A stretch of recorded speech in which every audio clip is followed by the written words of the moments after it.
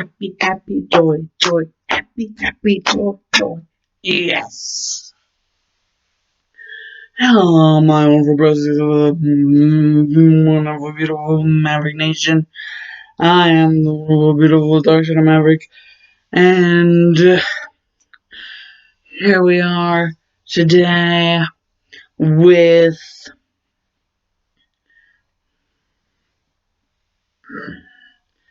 freaking not part 1 or 2 or 3. Let me make something very clear to you guys and gals out there, ladies in mental gen. There is a certain YouTuber out there by the name of the Clown Fiend, or Crown Fiend, or whatever the frick. And, he does what ifs, but he also does, what if movies, where the entire what if is in the entirety of one video. And I really like his shit. Just not all of it. Not all of the decisions that are made. But then again, it's his content. Let him do what he will do. I would want anyone else to have that, in their mental thought process, their think tank, their mind palace, their brain cube. Whenever thinking about my content. So I'm just gonna say, let him do his thing, and just keep my opinions. Anyways, I like his shit, and he doesn't always do them, but there are some times where he will do what ifs that are just the complete and total what if in one video. He calls a movie. And I've decided that I want in on that. I want to see if it could work. And yes, this is going to be... Should it be or should it not be? I mean, I already have a lot of My Hero Academia what if related stuff. Yeah. You know what? Screw it. I can see potential in this. Not My Hero Academia related. Instead, it will be, what if Naruto Uzumaki was Shadow the Hedgehog?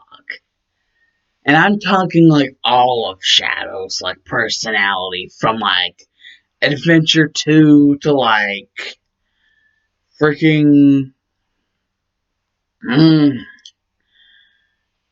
not Boom Shadow, excluding Boom Shadow. I guess we would stop at Generation Shadow. I guess, yeah. Adventure 2 to Generations. Because anything past Generations, considering Shadow's character, the most acceptance I have with that stuff is Sonic Forces. And that's because Sonic Forces doesn't have those stupid-ass redesigns.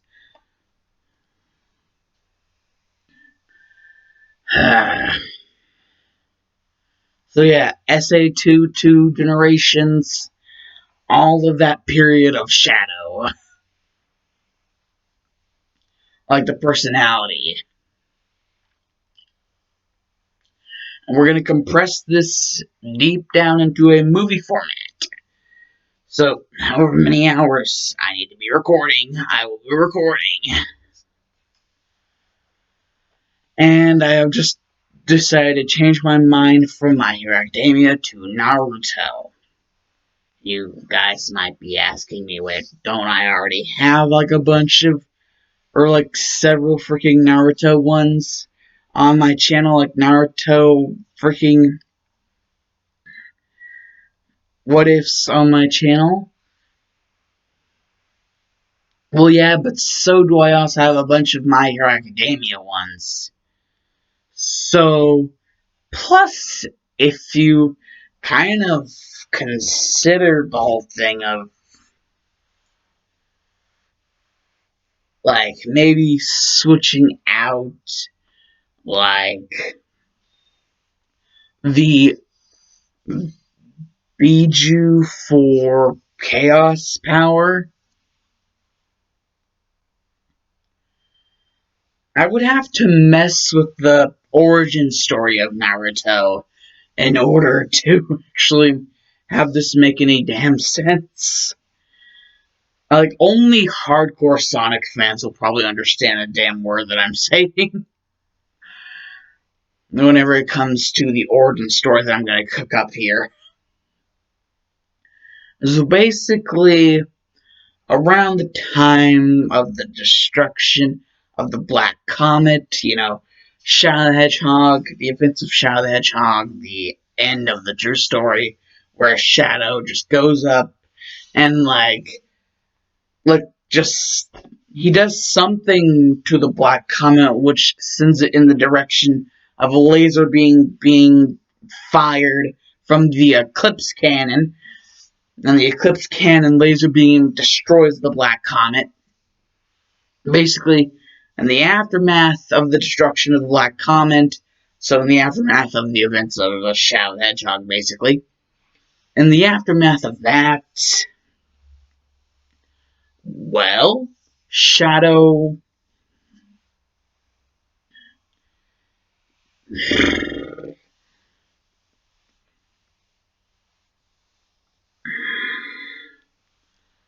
and everything.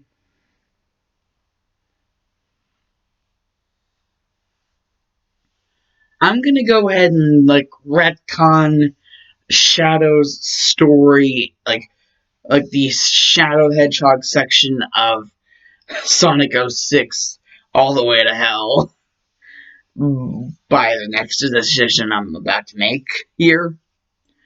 And that is that the shadow that goes along with Sonic and Silver to defeat freaking Solaris and Sonic 06 is actually a shadow android. Because whenever Shadow did that whole badass thing, whenever he would help destroy the Black Comet and fight off Devil Doom, the true evil form, like the ultimate evil badass form of Black Doom, Devil Doom. Whenever he did that, and he also destroyed the Black Comet, that was the real Shadow, and everything afterwards is actually a Shadow android that Shadow requested to be created. Like, he requested from Tails. Like, this is all after Shadow the Hedgehog events, in between Shadow the Hedgehog and Sonic 06. That's in the timeline where we are right now. He requested Tails to create a shadow android that would basically act to be like the actual Shadow. And whenever Tails was asking him why?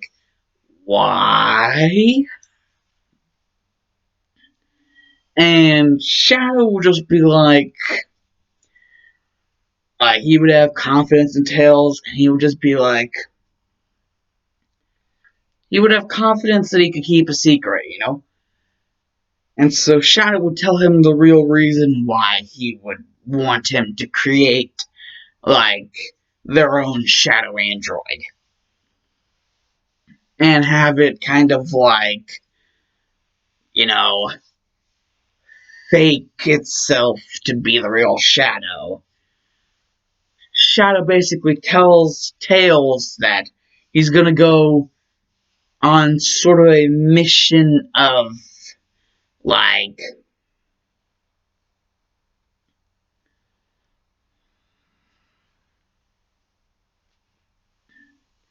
like he is going to sort of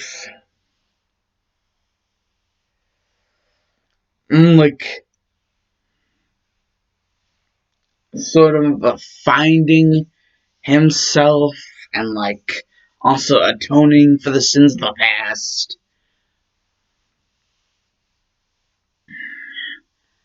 And just Shadow's going off to find himself basically, and he doesn't need anyone interrupting him. He's trying to say this in the nicest way possible. He's basically just like, Tails, I'm going I'm gonna try to go on this like whole mission to like, you know, help find myself, like figure out like how to get things back on track. And Tails is like, I'll support you all the way, man. Like Tails is like, what Shadow is doing is kind of like his own version of a noble cause, like trying to find himself so that he doesn't go on another one of those like crazy things that what he was doing originally in Sonic Adventure 2. Basically, keeping Shadow on the right track. Shadow's trying to find himself so that he doesn't go off the rails again.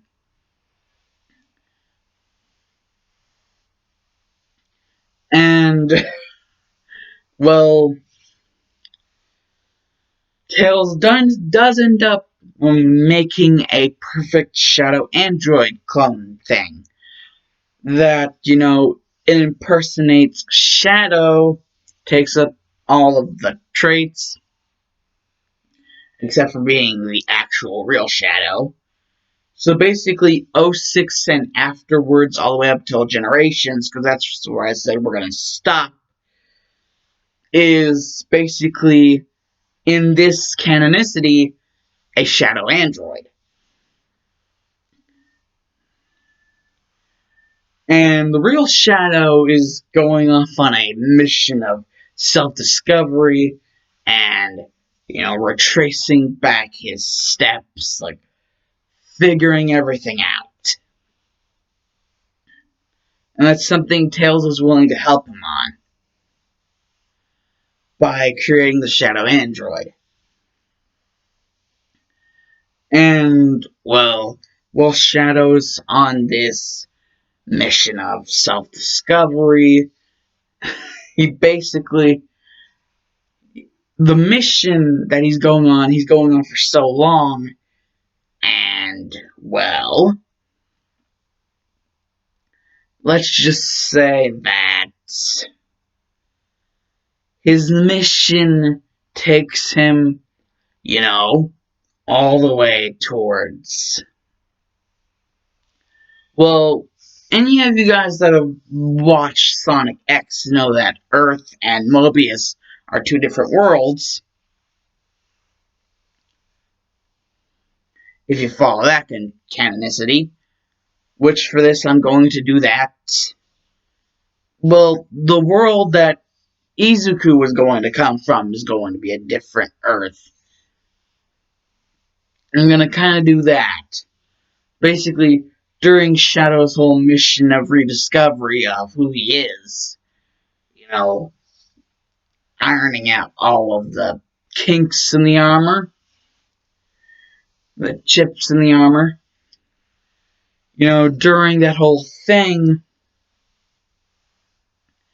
Shadow would eventually get kind of lost, and where he would end up is,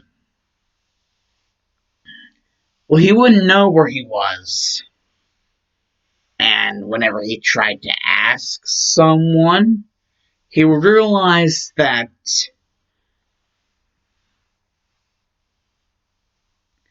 the world that he's in is not the same one as, you know, the one he came from. Sure, this world has humans, but like the whole anthropomorphic beings, like Sonic, Tails, and Knuckles, and himself, yeah, they're nowhere to be seen. That is, unless you count the humans that look slightly off. And Shadow was just like, hey, where the hell have I landed myself now? He would just see that there would be several different humans that would kind of look sort of off, but not too off. And eventually, from hearsay, Shadow would end up figuring out that this sort of look that these certain humans have, it's called a not transmutation, frick. It's called a mutation quirk. And, through that, Shadow would just figure out about quirks in general. And that this world, 80% of the populace have quirks and 20% don't. And Shadow would just be like, so I've ended up on a version of Earth that is different in the fact that these differences, there are so many different ways in which they're different from our differences that I write a book about it. A whole entire novelization.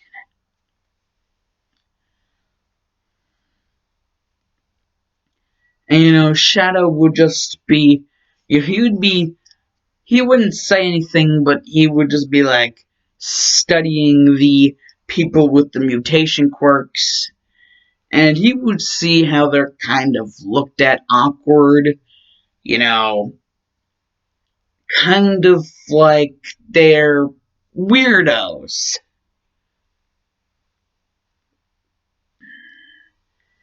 But Shadow would also notice something. Shadow eventually would notice that there was a robbery going on, and they had hostages. And that Shadow himself was in the middle of it. And he didn't even notice because he was so busy studying all the quirked people. But mostly the quirked people with the mutation quirks. Because, him being an anthropomorphic being himself would, feel more familiar with something like a mutation quirk. And so it would be like something of a comfort zone compared to all these other quirks. And, well, Shadow would just realize that not only are these guys trying to make him another one of their hostages, but that one of their hostages that they have already seems to be someone who, from the looks of it, is actually able to move objects. And Shadow would just be like, someone with the power to move objects. Ability, telekinesis. And this lady, at the sound of the name of her own quirk being mentioned, she would just drop all of her focus. And some of the guys, they would just start shooting, they would just start blasting, pew, pew, pew. And, Shadow would just automatically flick into like chaos control and stop time completely. and then just grab all the bullets while time was stopped, and then he'd be like, chaos control. And then you'd just be like, ding, ding, ding, ding, ding, and like all the bullets hit the ground. And Shadow just show off. He's like, I'm the coolest. And, you know, all of the guys would just be like, holy shit. Like, what the? Guys, I'm not even. Like, the leader would just be like, guys, I'm not even sure if this guy has a mutation quirk. I actually think he's a legit sideshow freak. And Shadow would be like, and this coming from the weakling who's not even tough enough to fight me. If you want to say words like that, then you better be ready for a challenge, loser.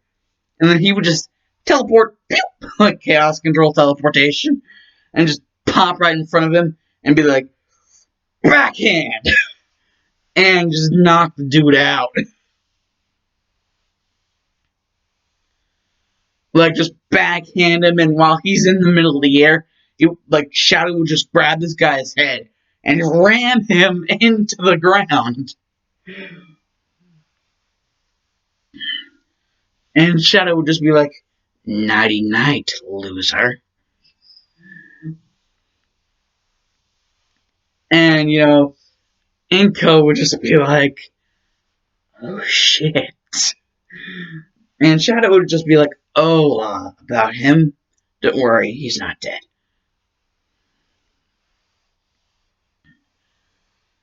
And as for the rest of you, and he'd just turn his head over to where all the other guys were, and they'd just be like, like, like we surrender. And then all of a sudden, like, boom! Like, a giant explosion comes through a wall, and just be like, Delaware Smash! And, this guy would just start beating the shit out of these bad guys. And Shadow would just be like, not bad.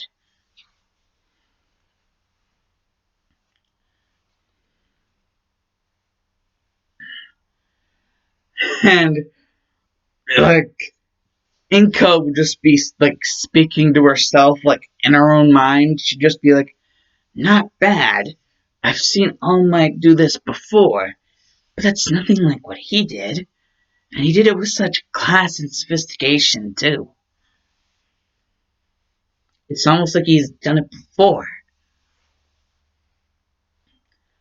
And, whenever All Might was done, he'd be like, ah, yes. No one fear, for I am here. And Shadow would just be like, loser. It's a little bit late to say that, considering you already beat the crap out of all of the villains here. And I guess that's my cue to leave. And All Might would be confused because this person, they don't exactly look like they're trying to use a quirk or anything, so is this actually like how they are? Like, or is this one of those like temporarily on quirks that you can't turn off? And Shadow would just look at him and would just be like, why would I even bother answering someone like you? You're still beneath me. But thanks anyways. And Shadow would just find the nearest motorcycle, like parked motorcycle, and he would just like just like blitz off, and All Might would just be like, that was indeed a very curious looking individual. And Inko's like, Inko would just be stunned after that, like, stone cold freaking stunner stunned. She would just be thinking, holy shit, that guy was awesome. Whoever he is.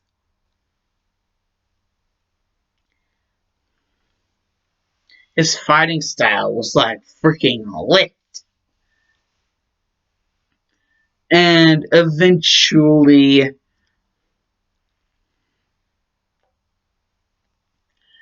well, while Inko was driving home, there would be another villain attack. This time, it wouldn't just be random thugs. This guy, he would have a quirk that was like, that would basically be like Kaminari's quirk on crack. That's basically the way I would be able to describe this guy's quirk. It was like Kaminari's quirk on crack. And so, like, there would just be this guy with an electricity quirk, and there would be another villain who would basically be like Todoroki's ice side, but on crack. So there would be like a super duper ice quirk villain and a super duper lightning quirk villain. And they would just be like, they'd just be just messing with traffic. They would be like,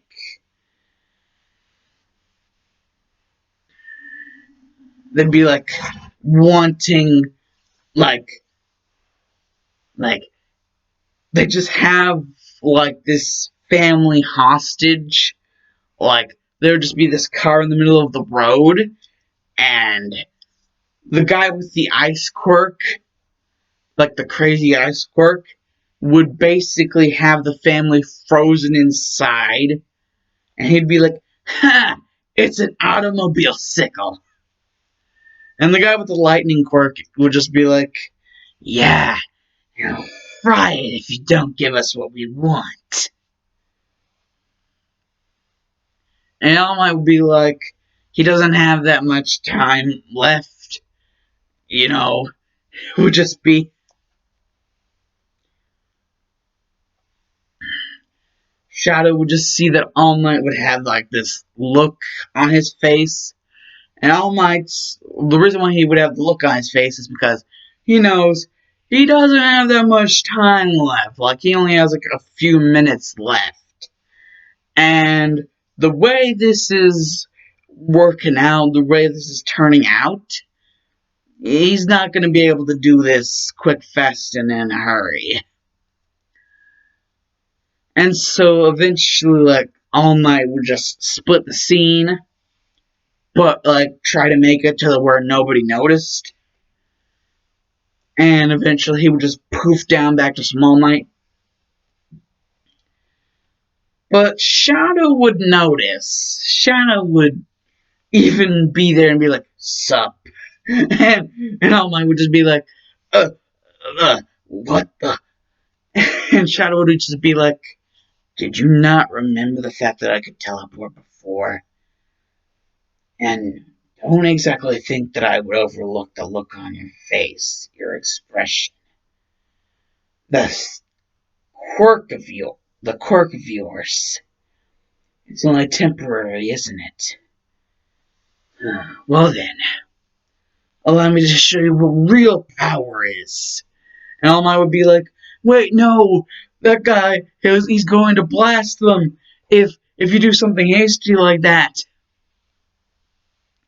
And Shadow would just be like, hasty? Who said I was going to do anything hasty? And he would just like, boop, like, just be gone the next second. And Anko would kind of be in the middle of all of the traffic, and she would see what was going on. Like, the dude with the lightning quirk is like, I'm gonna blast him if you don't give me what I want. Me and my friend here want money. If we can't blow up the banks, then we'll just have to blow out through all of your wallets. That is, unless you're okay with having a guilty conscience. The blood of the innocent on your hands. Just as much as it would be on mine.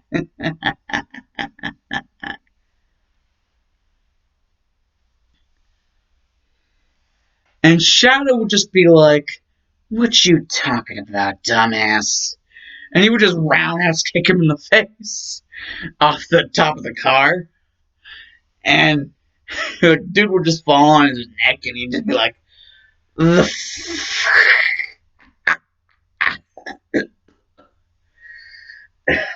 "What the hell was that?" And the guy with the ice quirk would just be like, "What the? What are you? Who are you?" And Shadow would just be like, "Your worst nightmare, loser." And he would just like, boop, and just pop right behind him. And he would just like, wham! Like, back fist him. Like, back fist him with the freaking. And the exact area where it would hit would be where his inhibitor ring would be. And so he'd basically get hit by that. And, whenever he fell to the ground, it would be like, "Oh, that hurts." And Shadow would be like, "Good, it was meant to. Now, you are in no position to be holding their lives hostage." And, he would just, like, swipe one good time and just, like, shatter all the ice. And the family would just get out of the car, and they'd be, like, freezing to near death. And Shadow would just realize it's a boy and what looked to be his parents. Actually, it wouldn't be a boy. It would just be, what would look to be a married couple. The people that would get out of the car would look to be like a married couple. And they would basically be like, since I don't remember the freaking since I don't know the freaking father's name, basically, it'd be like, Mitsuki Bakugo. Uh, uh, uh, thank, that's my name, thank you. And Shauna would be like, no need to be all formal. I hate these kind of assholes. Special kind of assholes that make me really sick and tired of this whole thing. And you'd just be like, game of charades with a bunch of morons is what it is. So, I'll put them down quietly. You would just raise up their heads and be like, bonk, like, bonk, and knock the two guys out, and you'd just be like, now, as for everything else,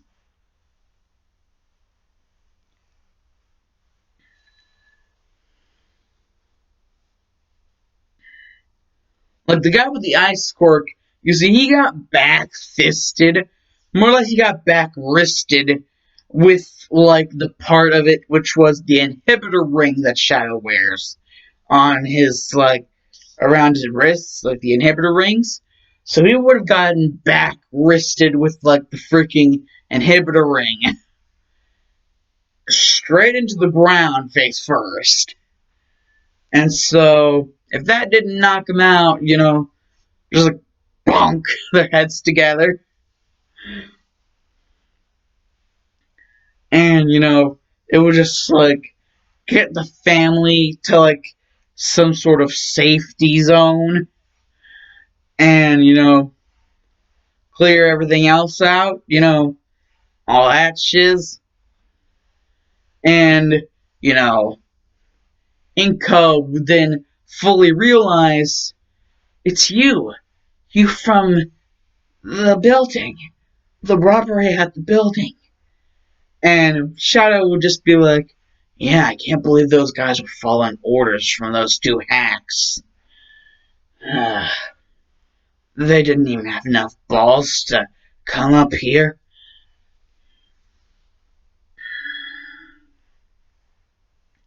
So they had one of their lackeys be a minor lead for that old squad. Bunch of shit squads are what they are. And Shadow would just be like,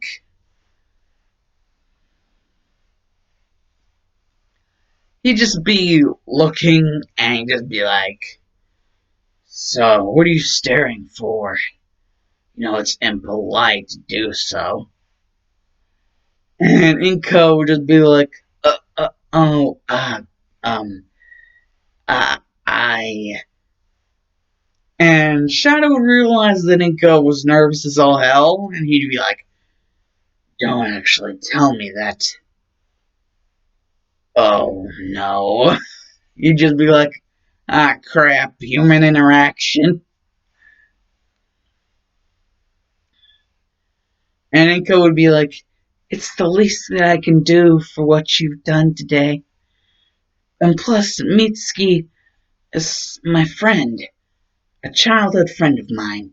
And Shadow would be like, wait, that Mitsuki person, Mitsuki Bakugo, is a childhood friend of yours? Well, I guess it makes it a little bit more reasonable why you would want to do something like this. And so basically, Inko would just get like Shadow like all the way over. Shadow wouldn't be able to chaos control over there because he wouldn't know the exact like directional thing. And he'd be running sort of empty tank on the chaos energy. Like he would have to have the chaos emeralds or some sort of chaos energy with him. So like he would kind of have basically what he did is he would modify the inhibitor rings to like kind of refill him every once in a while after, you know, a good slugging with some bad guys. And so Shadow would just hang tight on the couch, and Inko would just be like, voice how thankful she was. And, you know, Shadow would just be like, oh, it's nothing. I just wanted those idiots to shut up. Plus, what they were doing was wrong. I know a certain blue someone who would have done the same. Not as brutally, I might add, but still the same, mostly. But hey, I'm not ashamed to admit I can be brutal at times. And Inko would want to know more, and Shadow would end up having to tell Inko like all about like what his personal life before all of this was like. And well, it's just another day because like Shadow ended up feeling like he had to leave, even though he like Inko insisted he really didn't have to. But Shadow, you know, he really didn't want to stay there for too much longer. So it would have just have been another day, or more or less another night. And Shadow would just walk up to like a freaking local bar and be like, well, I guess this can't be the worst thing that I've ever done to myself. It's worth a try at least.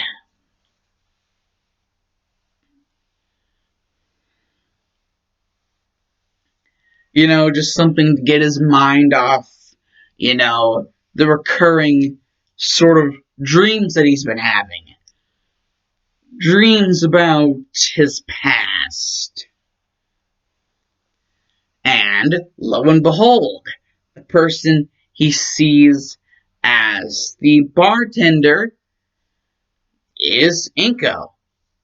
She is the bartender at the bar that Shadow's going to, and he's like, oh god, not this again. And, Inko would just be like, actually, it's close to my break, so we can both grab a couple drinks. you know, get a couple shots. And Shadow's just like, uh, uh okay. Uh, and, they would just start drinking together, and they'd become quick and fast and in a hurry drinking buddies. Real good drinking buddies. And eventually, Shadow's mind would just wander off into his, deeper recesses of, everything he's had to go through, through the years. All of the mind screwery, all of the pain and suffering. But, it wouldn't last for too long because eventually he would sober up. Being the ultimate life form, you can't get too drunk. I don't think Gerald would want that for the ultimate life form. Because technically Gerald and Black Doom are technically both Shadow's fathers. So yeah, that's a weird thing.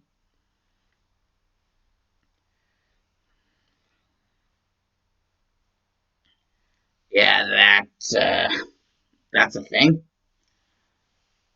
And so Shadow not being able to get too drunk would just gather and go up together and, would just,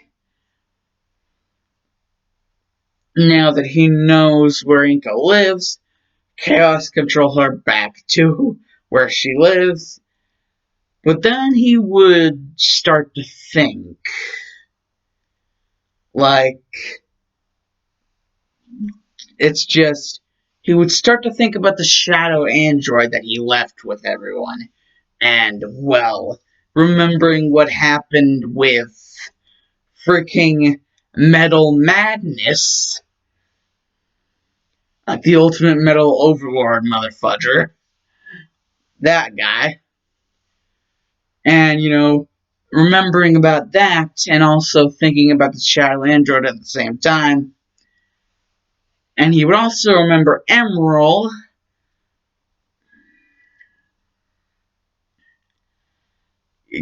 You know, Shadow having somewhat of a deal of input on his life. Emerald did learn some stuff from Shadow. And so Shadow would just remember, Metal Sonic, and he would remember Emerald, and then he would just start thinking over and over again on all the bad choices he's made in his past, and how, that would all sort of connect to him. In his mind, it would connect him. He would start thinking, about the Shadow Android, and what if it goes, cray cray. And that just leads Shadow to thinking, if he can't leave this place, there's no Chaos Emeralds to help his Chaos Control become stronger. He only has the set amount of Chaos power. You know, like, he can't help his friends if the Shadow Android were to go rogue. And so, just that just that lingering thoughts in his mind, Shadow starts to think of something. If he can't do anything about it, then he has to think of a way to make his own life here. You can't just constantly be a drifter. I mean, that worked for him back in his version of Earth, but it's not going to work so well for him in this version of Earth because things are a lot different. And plus, with all these quirked individuals and not all of them being exactly the nicest bunch, there being villains around, Shadow would have to rethink a lot of things. And, he would be thinking about the Shadow Android, he'd be thinking about, having to rethink his whole strategy with not, being able to rely on being a drifter anymore.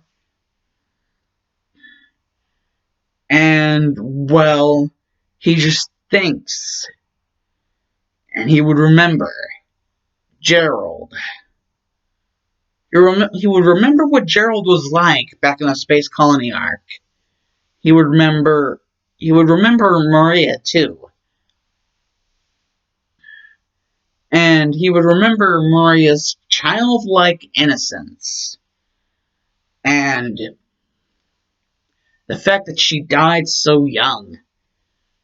And Shadow would also remember how Gerald was so insightful in everything that he, every single field that he studied and taught in and researched in. And, well, was just overall a super genius. With IQs that basically made Tails and Eggman's IQs look like nothing. And he would just remember how Gerald, even though in the beginning it was kind of like, this dude's cray-cray because of what he's planning to do to the planet, because of his whole, Maria thing, Shadow was kind of on a revenge path too, he would think to himself. He wasn't really that much better than Gerald in his mindset. But he was able to kind of reform himself in a way. Pick up the pieces from where he last left off. But Gerald really only was given that chance in the form of stopping the planet from being ransacked by Black Doom. In the form of the Eclipse Cannon being able to destroy the Black Comet.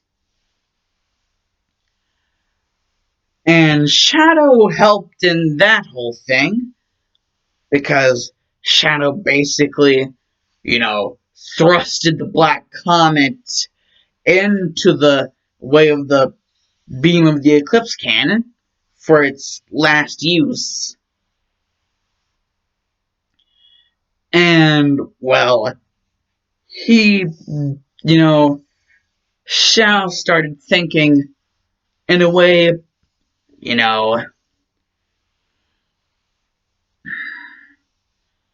Gerald kind of did redeem himself by, making a way to thwart off, the incoming threat of the Black Arms. So, in a way, they both did it, but Shadows was more effective because he actually got to stay along for the ride and see it through to the end. Shadow had to see Gerald's own means of reforming through to the end for him. So Gerald really wasn't given enough leeway to, see his own reforming come into fruition. And that just makes Shadow feel really sad because, he really was fond of the old man and, Maria. And the more he thinks about Gerald and Maria, and the more he thinks about the gun commander, starts thinking about the gun commander and how he had his own relations with Maria and how that affected him. Shadow was supposed to be the ultimate life form, the cure for Maria's illness, but she ended up dying anyways.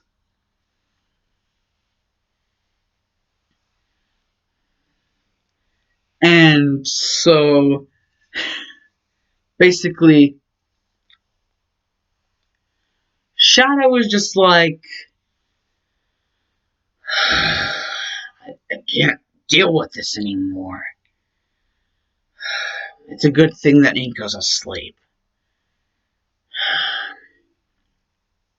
Because if I had to explain this to her while she was awake, I would hate the hell that she would raise.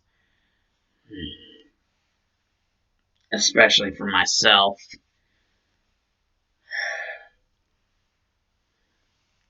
First, I asked Tails to do this for me, and then I have to do the dirty work myself, but on a completely different project. Or would the project really be all that completely different? It would still be a product of me.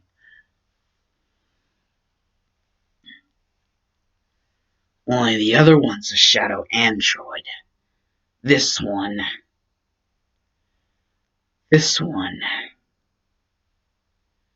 I wonder. What would Inko probably think of for a name for a child if she were to have one? And Inko would just, in her sleep, kind of stammer up and say, Izuku, Izuku, sorry. And Shadow would be like, of course, last name being Midoriya. That would mean, well then,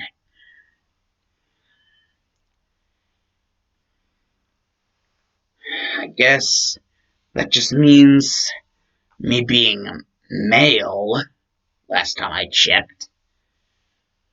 Izuku Midoriya Shadow.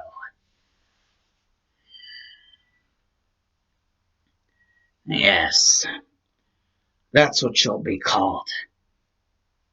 Izuku Midoriya Shadow. And unlike myself, you will actually be a successful, perfect life form. I can see it now. I'm just afraid the world, how they'll perceive you,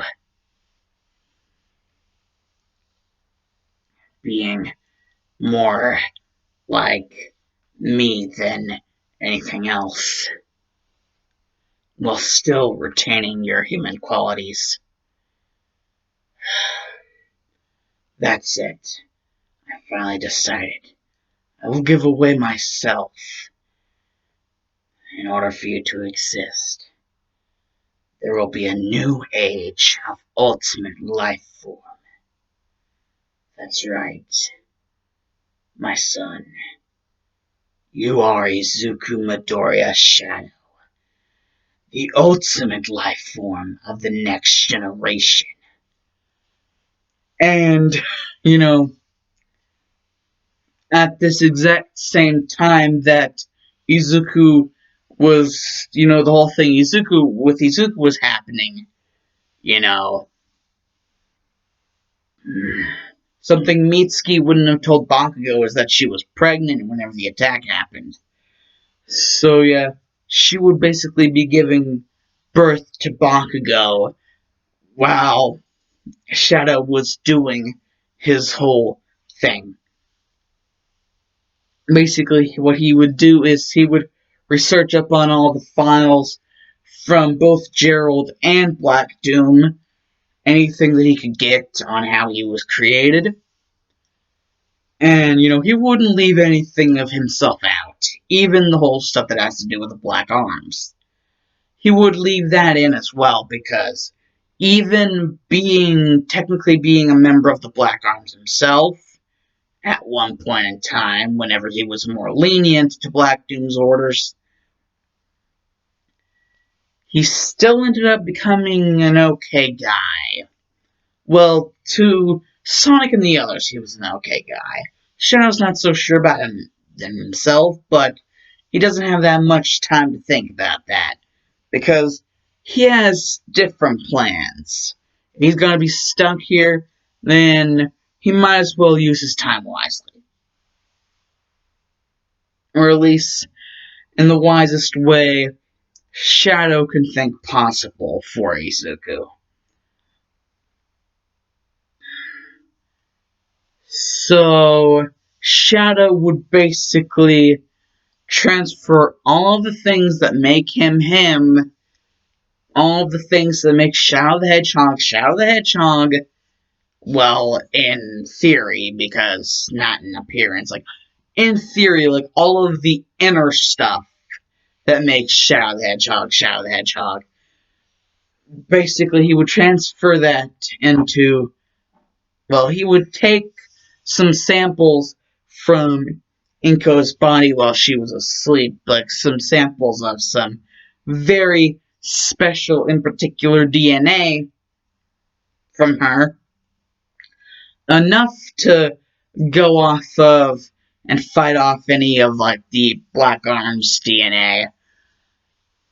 Enough to survive what all of the original DNA was going to go through. So enough that the whole Inko part of this next ultimate life form would be able to survive. So a good 60-40, like 60% Shadow, 40% Inko. Because, being the ultimate life form, you have to be more ultimate life form than anything else. So that's why it would be 60% Shadow and 40% Inko. Like, whenever concerning DNA.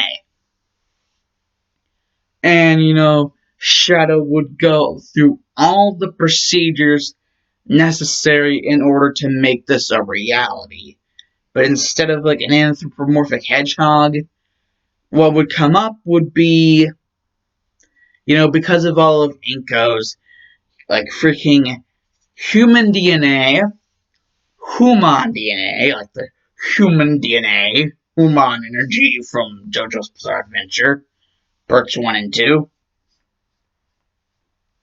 Because of part 3, they just got rid of it.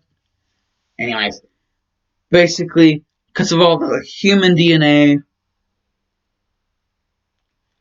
like,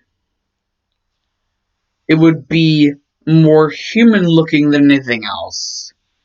It would basically be Ken Izuku, but it would kind of have the Hot Topic style hair.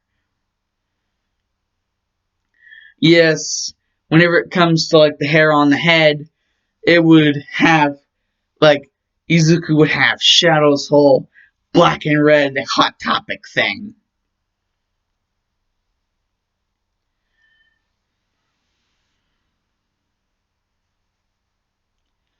And so, yeah, it would just be, like, pure black, but with, like, the red stripes going through.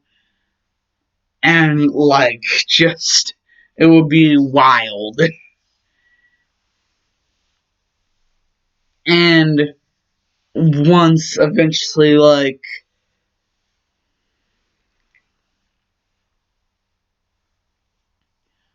everything would, after that, after Izuku's creation, because Shadow would have given his life up for Izuku, and that means Izuku would have the inhibitor rings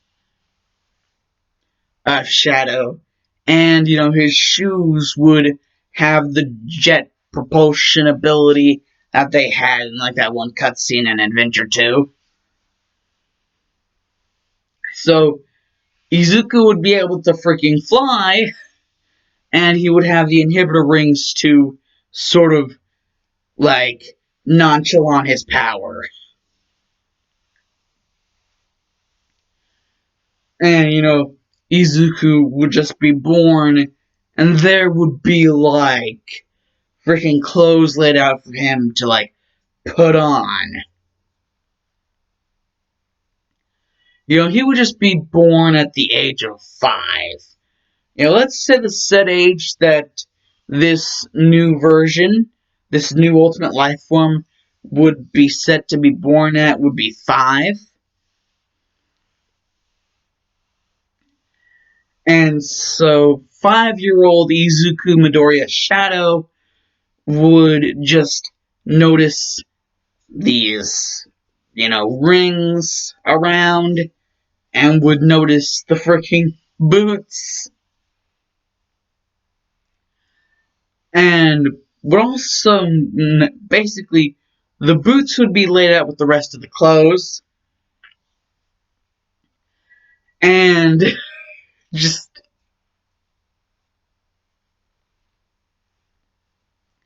there would be the rings, and all the clothes, and the boots, and Izuku would even look at himself in the mirror. Excuse moi. Heavily excuse moi. And whenever he looked at himself in the mirror, he would notice, like, the hair, like, mostly black, but with the red strands through. And he would realize that instead of green eyes, let's just say, seeing as Izuku doesn't automatically have the rings on, his eyes would be red. But, he would put on the rings just because he was curious. And he would notice that whenever he would put on the rings, the inhibitor rings, his eyes would turn green. Because whenever he would take the rings off, that would be him unleashing the power of the ultimate life form, basically, on some people's asses. So that's why it would be, like, more of a shadowy thing. Shadow the Hedgehog, because Shadow has red eyes. And, Izuku's like, they're probably there for a reason. They fit around my wrist just fine.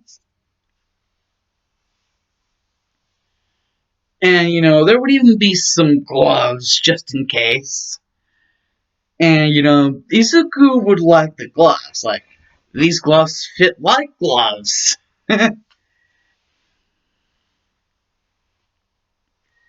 And as for Izuku's entire outfit, think like black shirt, black pants, and the kind of design of the shoes that Shadow wears in SA2, because those are the ones that allow him to fly. Because, jet propulsion. So basically, he'd be wearing those type of shoes. Black shirt, black pants, those type of shoes. And, he'd be wearing the rings around. But they'd be over the gloves. Like, the gloves would be able to slide underneath the rings. Like, so the rings would just fit right around the gloves. And,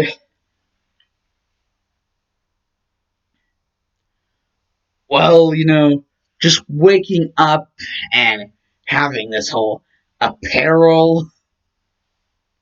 I'm not really sure that's the right word. I don't know. Like, just having these clothes and all of this different stuff laid out for him to try on, and everything fits perfectly fine.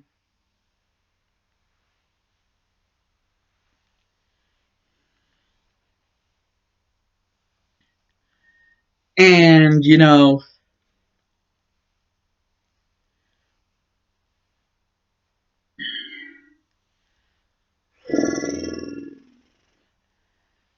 Izuku would just be in a room, the room that Shadow was in, doing all this experimentation, and Izuku would come out of the room, and, well, before he'd be able to come out of the room, he would accidentally, like, his hand would touch a button that would be on a tape recorder, and it would basically be recording the last message that Shadow, his father, his actual father, left him before he, like, fully vanished into his being, making him the new ultimate life form. And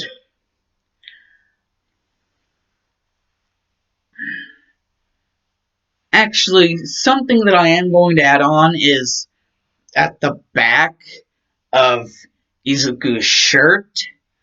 Like, if you guys know, like, the sort of, like,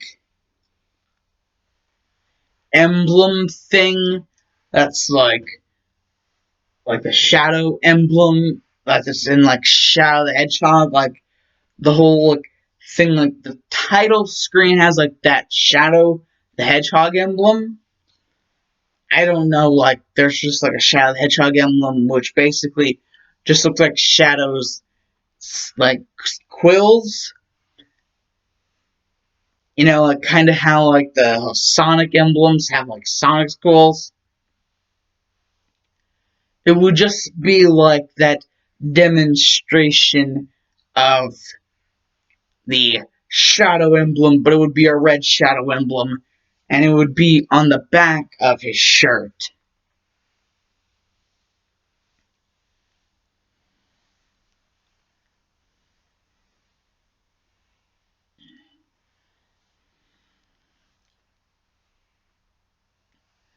And, well, Izuku, looking in a mirror, would realize that that was on his back of his shirt, and he'd just be like, holy shit. And he was like, wait, for some reason that feels like that's familiar. Because, in Shadow the Hedgehog, they were able to say swear words. And so it would seem like something that would be familiar to Shadow. And seeing as Izuku is pretty much comprised of Shadow and Inko's DNA, he would remember, like, things that Shadow had either done or said, or, just things that involve, like, Shadow's past would seem awfully familiar to Izuku. So, like, just swear words in general it would seem like a familiar thing. Just any swear word. Because, that was kind of a thing in Shadow the Hedgehog that they were able to say swear words. And, Izuku would be like, oh, this seems familiar. It's probably bad, no mind.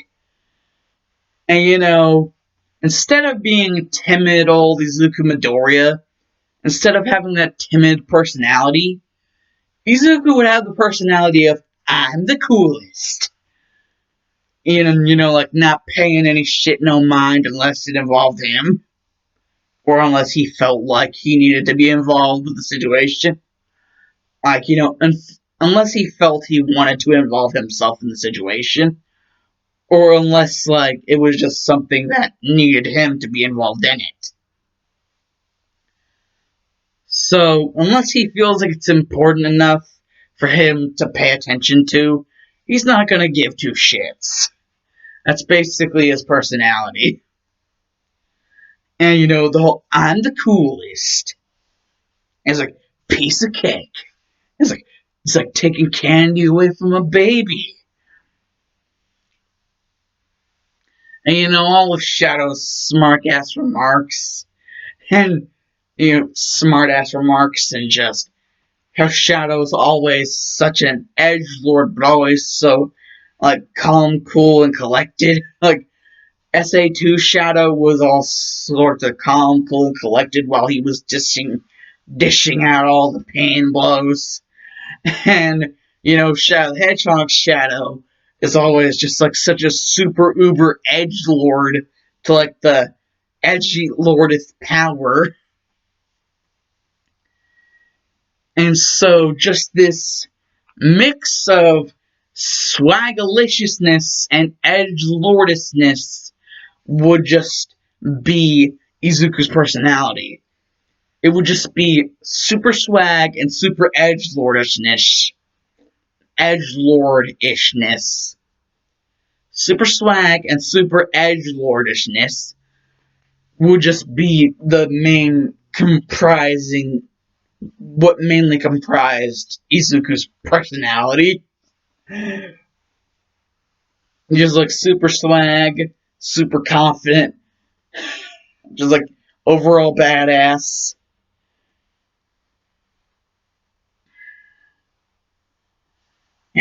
And the edgy lordness himself. He would just get all of that from his daddy. And well, yeah, that would be a thing.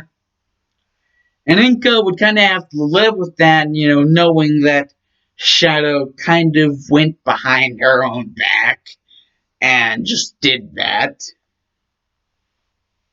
Like realizing that he had no place in this world, really, that this world just wasn't for him, and that even though Inko really wanted to really be nice to him and, have him as a friend, no discrimination, just like be a nice person, Shadow just knew the world wasn't for him.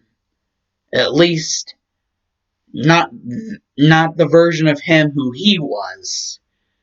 Oh, it was meant for a version of him, but not the version of him that he was.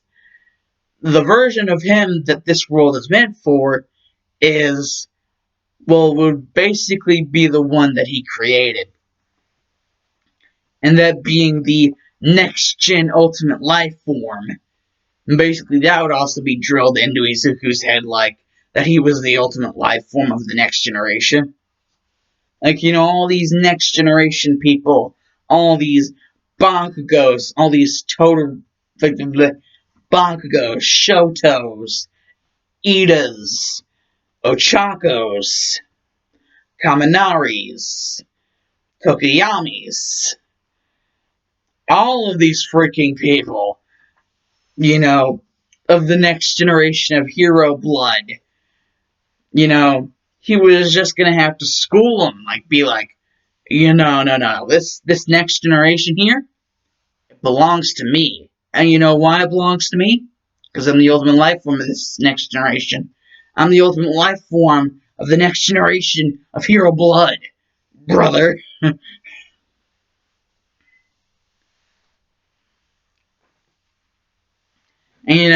Izuku would kind of be cheesy too. He would have that cheesiness. Because, Sonic games, like, back in the old, like, Sonic Adventure era, like, it was plot heavy, but there were some pretty cheesy moments, so I'm gonna say that Izuku's gonna have some of that cheesiness in there. Some of that Gouda. Like, ain't good enough for you, and good enough for everybody here. They just ain't good enough for me. They just ain't good enough for me.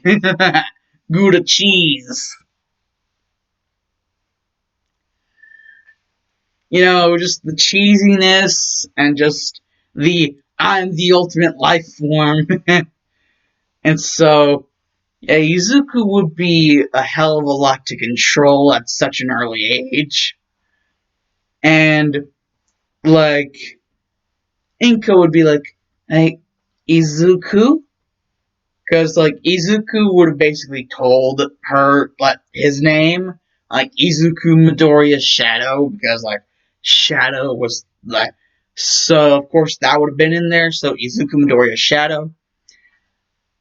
And so Inko would just be like, "You think you know what age you are at exactly?" And, Izuku would just answer with 5. Why? Why is that so important? And, well, Inko would just be like, 5? That means we have to take you to the quirk doctor. And, they would do the whole quirk doctor thing, but the quirk doctor, not knowing about Shadow's powers and all the shit that he can do, basically diagnoses him quirkless. So you could indeed say that this is one of those what if Izuku was a quirkless badass kind of stories. And, well, oh boy. Oh my god. To say that this doesn't phase Izuku in the least, like whenever he's told that he's quirkless, he's like, I kinda already figured. Besides, if I had a quirk plus the stuff that I'm already supposed to have, I mean, don't you think that'd be a little bit crazy?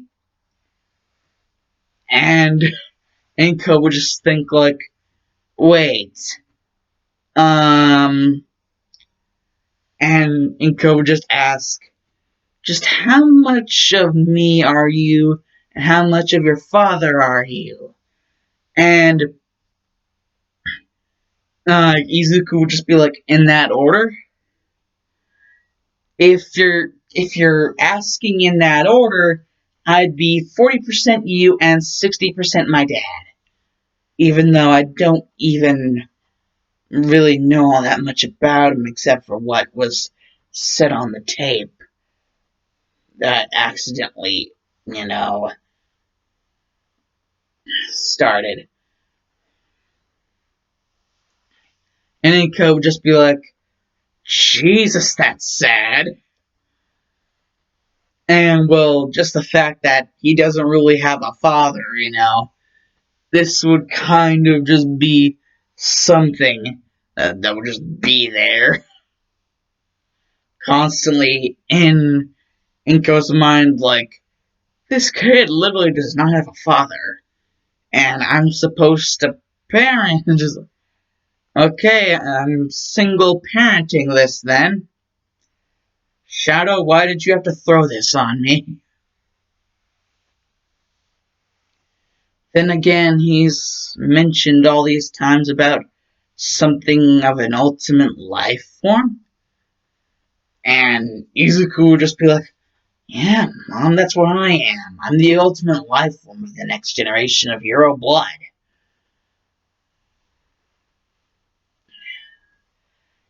And Inko's just like, yes, yes, sweetie, yes, of course you are. She'd just be like, oh god, did he program that into... did Shadow program that into him? Thinking that he's better than everybody else? And she'd just be like, did he literally program it into Izuku to think that he's better than everyone else? He truly is the ultimate life form, the most powerful being in this world? Well, considering just how strong I saw him, but that doesn't mean he's the strongest. And that doesn't mean that a son of ours would be the strongest either. And Izuku will just be hearing it all the way from over there and just be like, Mom, are you doubting me? I can't believe you would doubt me. One of my parents is never around because they're dead, and the other one is always doubting me. What did I do wrong? And Inko will just be like, when is he going to figure out that I'm not trying to doubt him? I'm just trying to beat some realism into him. He's not going to be the best unless he actually, And it would just be like Izuku would just be like, forget about it. Forget I even said anything. Like, Izuku won't he just won't be taking any shits from anybody. Not even his own mother. I mean, he is more Shadow than he is Inko. Approximately 20% more Shadow than he is Inko, so I think that would account for something of his personality. But on the account of the whole hero thing, I mean, don't get me wrong, Shadow isn't a bad guy. Shadow actually, you know, you know, was made to be the cure for Maria's illness. And, well, whenever he actually got his mind straightened out, his shit straightened out, everything pulled back together,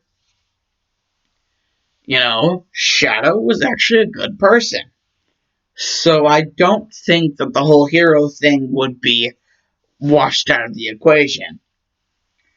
I just think that he would have a different approach to how he would be a hero.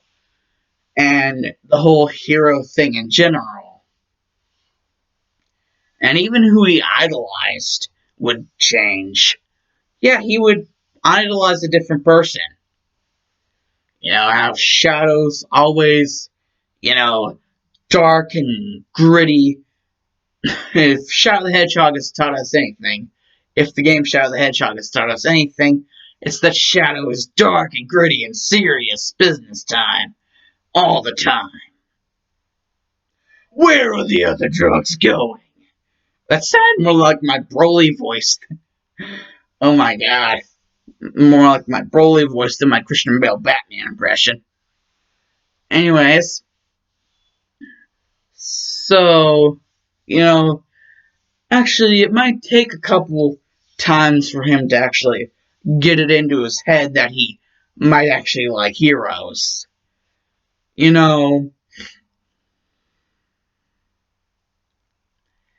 Inko would, want to lighten the load a little bit on Izuku because, she does know that, not having a father around and the fact that he knows this, the fact that Izuku knows this, and knows that he is never going to get to have a father, and the father he should have had. But, considering how he needed to be created in order to be the ultimate life form, and, do it right, do everything right, as Shadow thought it should be done right. Unless they run into any problems. So, yeah. Inko's gonna try to give him a break and, try to do something fun together. Get a bite to eat, watch a movie, but almost like on cue, cue the Batman backstory because, there are some dudes with some crazy ass, freaking projectile quirks. One of the guys has, a freaking sharpened, freaking weapon projectile quirk, and the other guy has, a musket ball, Morning Star mix projectile quirk. Turns out they're brothers. Actually, no, cousins. Turns out they're cousins. And, they're just they just see Inko and Izuku is just these guys, they're real villains, aren't they? And Inko is just stay behind me, Izuku. And Izuku knows these guys, with the way their quirks look like they work, it, I mean, come on, Inko can move objects, but if they're being shot at like projectiles, like really fast moving ones too. I mean, you know, Izuku's just thinking that it might not be a good idea to have her try to face these guys alone, especially since there's two of them, and she's only one person. So, it just gets to the part where the guy like with the guy with the like musket ball quirk, with projectile quirk thing, and he just like pew pew pew shoots a couple of them off in Inko's direction, and she starts to like use her telekinesis to like slow them down and like redirect. But that's whenever the guy with like the sharpened edge like weapon projectile quirk shooter thing quirk, that's whenever he starts shooting, and Inko's already focused on one thing, so she can't really defend against this. And that's whenever Izuku's like, okay, that's it. I've had enough of this bullshit. Chaos control. And just all of a sudden, time stops. Like Zawarudo bullshit. And whenever time restarts, like Izuku's right in front of the dude, and he just like his hands like ding ding ding, like the projectiles just fall, kind of like what Shadow did. And Inko remembers that and is just like your father. Wait, Izuku, what are you doing? And Izuku's like, isn't it clear, mother? I'm saving you.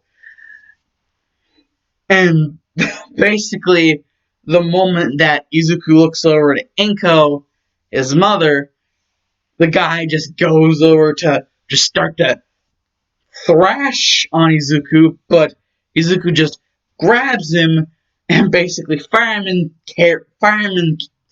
carries him over, like slams him onto his back like on a dumpster, and then like turns him around and like freaking Lita DDTs him into the concrete, and then picks him up by his arm, and his head is just dangling, and with Izuku's other hand, he just brings his chin up, and he's just like, "You feeling lucky, punk?" No, I already have a way to answer that. Now, Chaos Lance! And it will just slice into the dude. And the guy with the musket ball projectile quirk thing, he would just start firing off like his quirk at Izuku, and Izuku would just appear like right behind him, hop onto his back, grab onto his arms, and basically pull a Sasuke versus Zaku on like crush his arms. But then, like, Izuku would hop off, he would grab him and like German suplex him into the ground, and then freaking dragon throw, like Goku dragon throw him into a trash can. And he would just get hit with his own Chaos Lance. Like, Chaos Lance! And, just a Chaos Lance for each. And, since there were only two guys there, just like Inko would just see how Izuku just masterclassed them. Like, without even taking the freaking inhibitor rings off. Just masterclass, like beat the ever living shit out of them, like Tango with Fandango, like just bam, bam, bam, like just like Godzilla beating up a bunch of spider kaijus in the movie Son of Godzilla.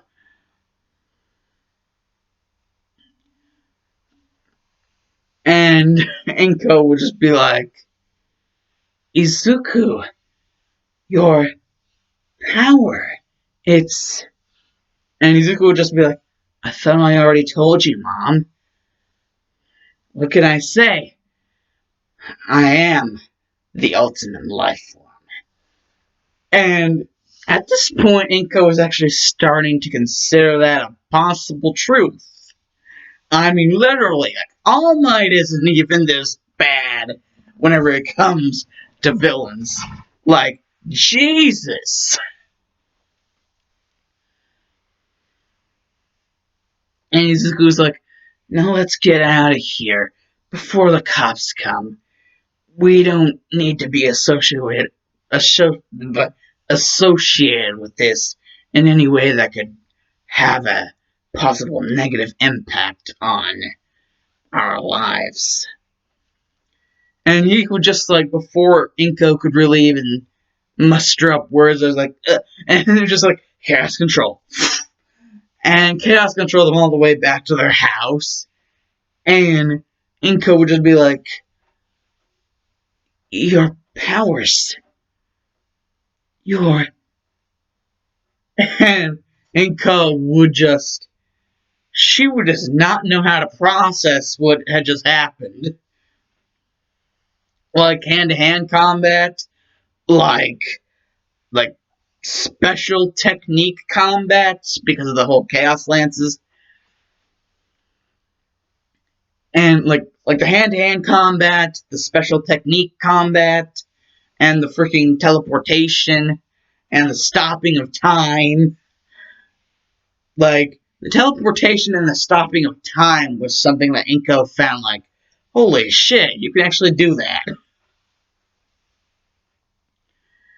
And, well, it's just like Inko is just thinking, like, good God, what do I do? My baby boy's growing up so fast. I didn't even ask for him, but he's here and he's growing up so fast. And eventually, it gets to the age where, you know, Izuku would be taking the entrance exams for the UA. Well, actually, let's do something before that. Let's do the thing before that. Because technically it starts out with the last day of middle school, and Bakugo exclaiming that he's the only one who actually deserves to go to UA, and everybody would just probably be like the sidekick of some D-list hero. And, you know, that just gets everyone pissed at him. Except for Izuku, because he would just be like, yeah, like someone like you would be accepted in a school like UA. If that's as prestigious as it's supposed to be, then why would they let anyone like you in? You have none of the qualities of a hero. Only brute strength alone. A hero has to be strong, yes, but in more ways than just brutish beating up of people. You have to be mentally strong, emotionally strong, know which battles to pick and which ones to leave. You have to be strong in just more ways than one in order to actually be considered a good hero.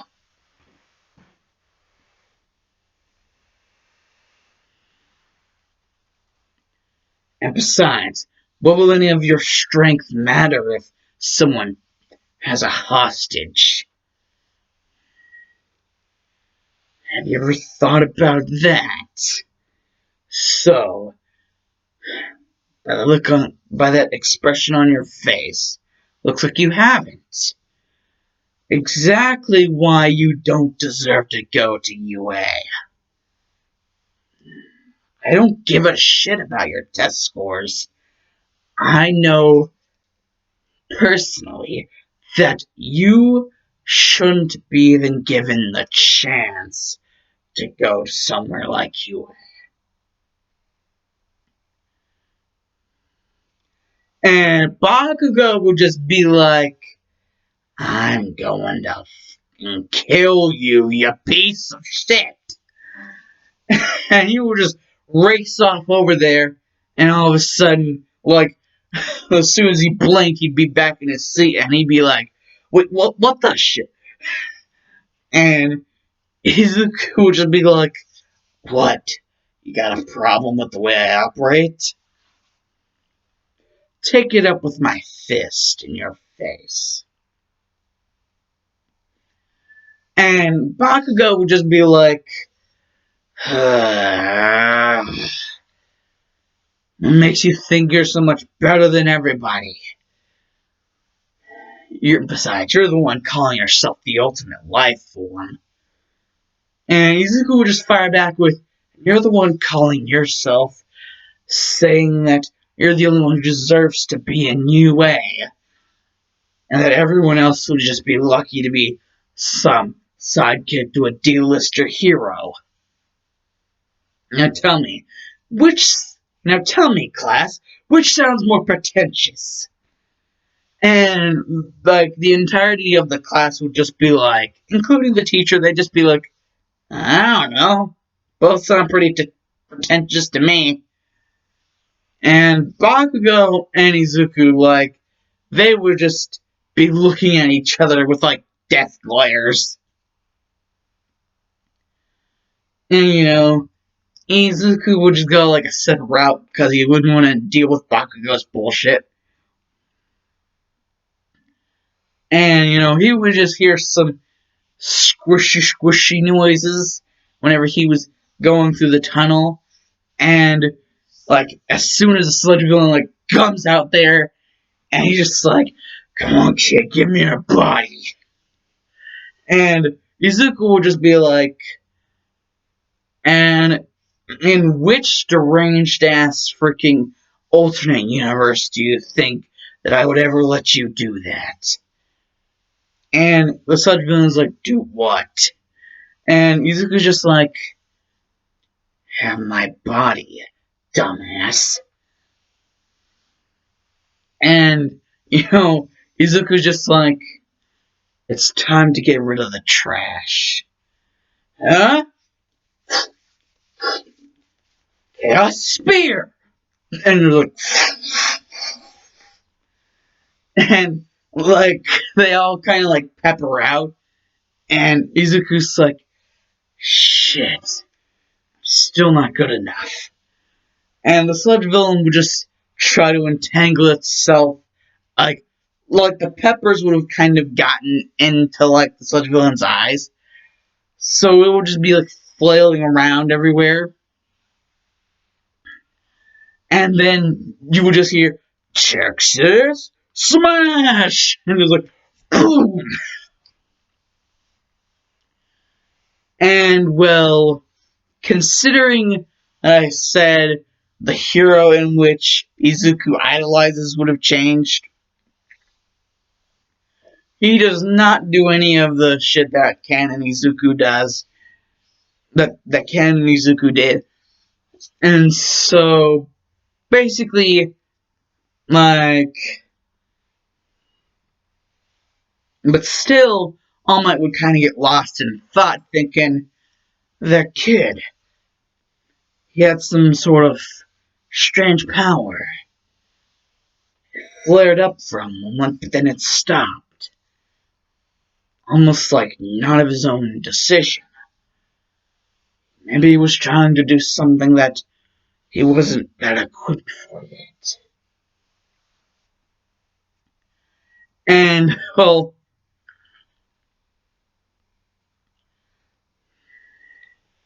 All Might, just lost in thought, would, like, drop the bottle, and it would just be like, Izuku would go completely through the tunnel, and then we'd just hear an explosion, like,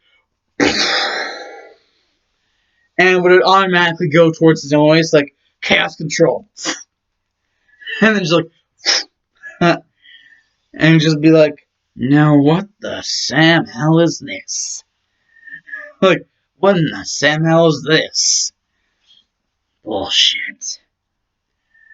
No frickin' way. And you're wanting to go to UA? He's just looking at Bakugo inside the sludge villain, and the sludge villain is just like, I have a hostage. You better stay away from me, I have a hostage. And Izuku would just be like, oh dear God, when is this guy ever gonna shut up? Well, that's just it. I'm gonna have to make this guy pay personally. And the sludge villain would just see Izuku again and would be like, hey, you're the kid that tried to blind me. And it worked for a couple seconds too. Enough to distract me so that All Might could attack. But now I have a hostage. And Izuku will just be like, blah, blah, blah. Nobody gives a shit. At least I don't. Now, hand over Baku, dumbass, before I destroy you. And the sludge villain will just be like, now who do you think you are? I have a hostage. You can't touch me, or else the kid's done for. And Izuku's just like, too many assumptions, sludge it down. He's like, too many assumptions, sludge freak. Instead of sludge villain, he'd just be like, too many assumptions, sludge freak. Chaos control. And he just pop in there, and the chaos control pop out, and you just have Bakugo, and Bakugo will be like, I didn't need your help, loser. And Izuku would be like, ungrateful piece of shit. I am the ultimate life form. Now, you're gonna pay for it. And then he just runs up into the sludge villain's business and just punches into him and then just shouts, Chaos Blast!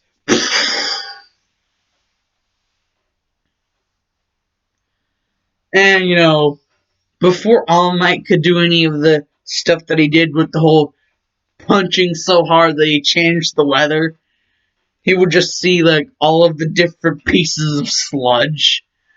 And Izuku would just be like, later, losers. And he would just be like, Chaos Control. And, well, that would be the whole sludge villain incident. And so, yeah, All Might would not give his quirk over to someone like Izuku because he sees Izuku and he sees someone who is super duper booper duper oh freaking unhinged. Like Jesus Christ. Like he exploded inside of the freaking sludge villain, sending him everywhere. And, well, whenever it comes time for the whole, like, actual entrance exam, Izuku would just be walking up and he'd just be realizing so many different people, so many different, just like, so many different, just like, how many people are participating in this freaking test? And it's just, whenever he would walk in all the way in, because he wouldn't trip, and he would just walk in and see everybody, and, he would sit far within the back, because contrary to, the popular belief, he's not much of an attention hog whenever it comes to, this type of thing.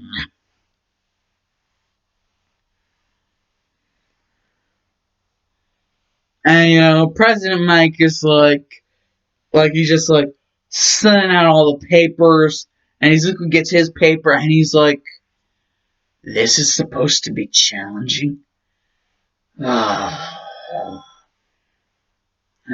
Why was I even created if everything here is so easy to deal with?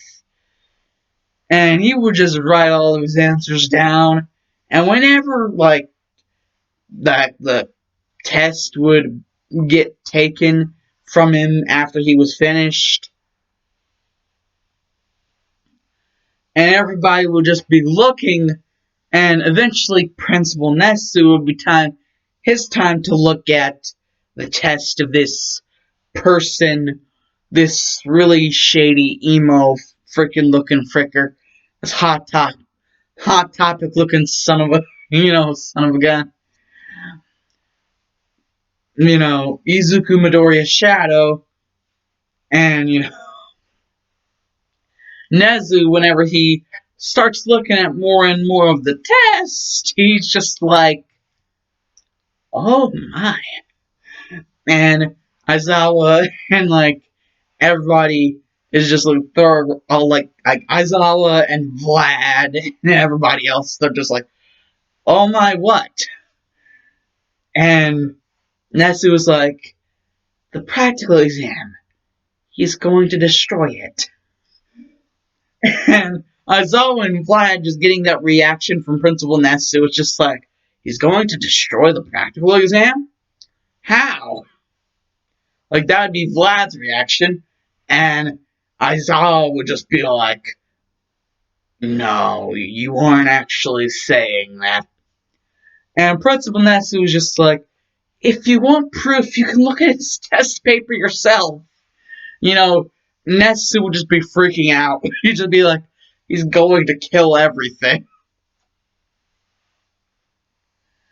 And, Vlad and Aizawa would both be able to get a good look at the test paper, and they'd just be like, like, Vlad would be losing his shit, and Aizawa, well, he would just be like, well, what a keeper. He's just like, what a keeper. And, eventually, whenever the gates started to open, and President Mike would be like, there's no countdown in a real battle, so go! And it's just like, Izuku would be like, finally, some time to relieve some stress.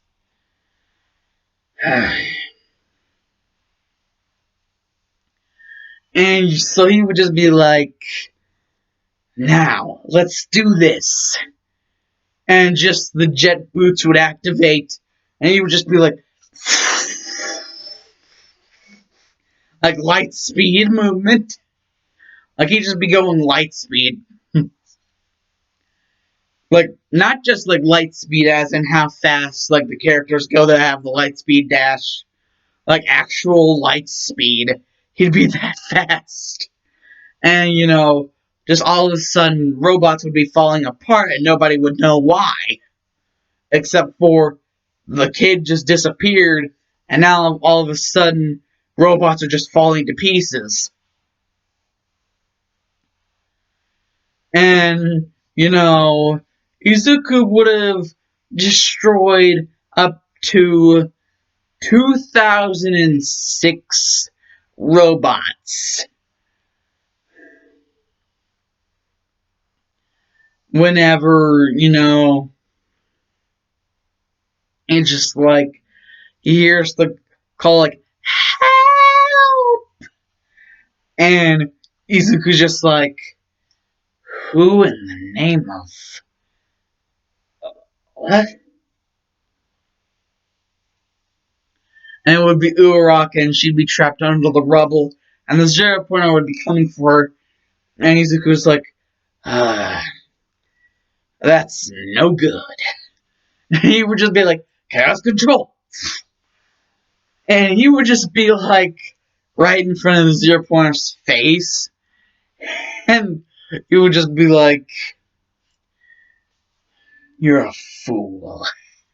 And he just, like, starts, like, kicking the shit out of it, like, kicking it several times in the face. Like, breaking, like, the freaking head open, wide open, to the point to where it was just, like, raw.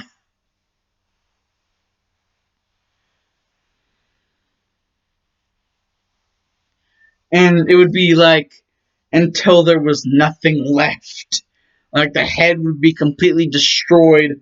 Like, Izuku would just be martial artsing the, the shit out of the head. And, without the head, well, there really is no connection to the controls, so it would just end up falling. But before it could, like, fall to the ground, like, Izuku would be like, okay, it's finally time. I've had enough of this. Chaos Spear! And it would just be like, boom! Excuse me.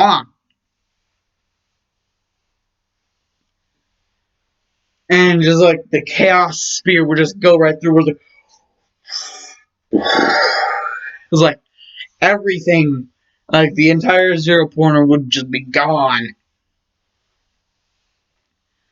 And All Might would just be back there and he'd just be like, so that's what he was preparing to use.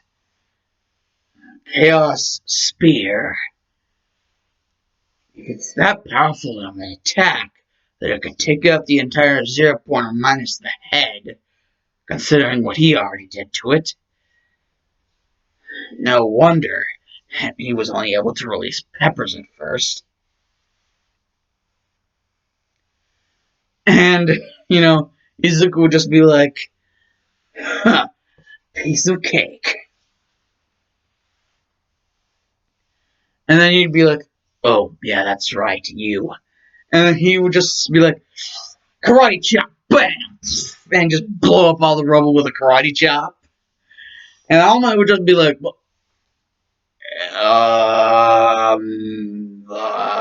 fuck? And Aizawa would just be like, yeah, this kid is class 1A material, for sure. Because he was just able to karate chop all that rubble into oblivion. And, Ochako is a little hurt, but she can still kind of walk. But, Izuku being a ladies' man, he would just be like, oh no, allow me. Chaos control. And the next thing Ochako knew, she would just be there at the end, and then President Mike would be like, the test is over. And basically, the results that Izuku would end up getting at, like the time whenever he would receive the letter thing, it would be an exception letter into not just UA, but class 1A of UA, the hero course. And they would say that basically the amount of villain points that he would have got, it would be well over 10,000. And the amount of hero points, because that's what the Zero Pointer was for, the amount of hero points, well, seeing as the number of robots that he destroyed before he destroyed the Zero Pointer was 2006, they just decided to give him 2006 hero points. But Izuku, just knowing that the overall villain points he got, just villain points alone, was over 10,000? Like, Jesus! Like, maybe he was going a little bit too headstrong on the test. And, he'd just be like, that's just another thing that proves that I'm the real ultimate life form here.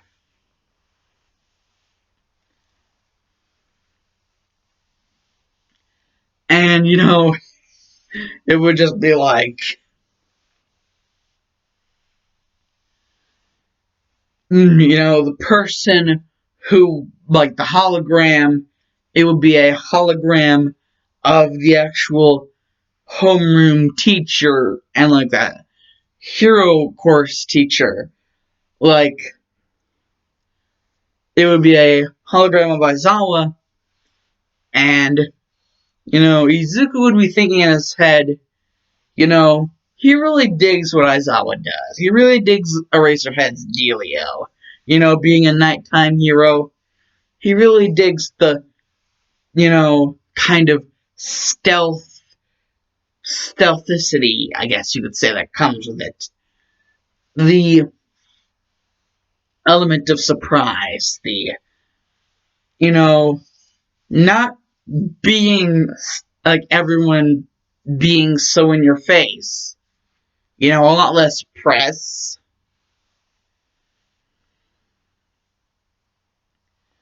And, being a night hero would allow, with a lot less press on him, it would be a little less stress on him.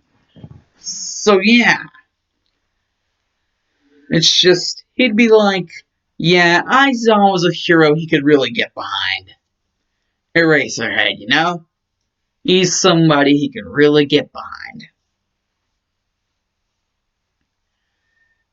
And he'd also be thinking about that girl. She was alright too. It just sucked the fact that he had to save her ass. Just like, pathetic.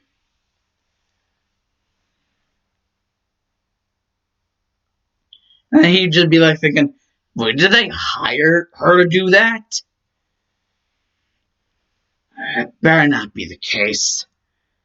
Hoodwinked into something that I shouldn't have even had to have done. But hey, at least I got extra points.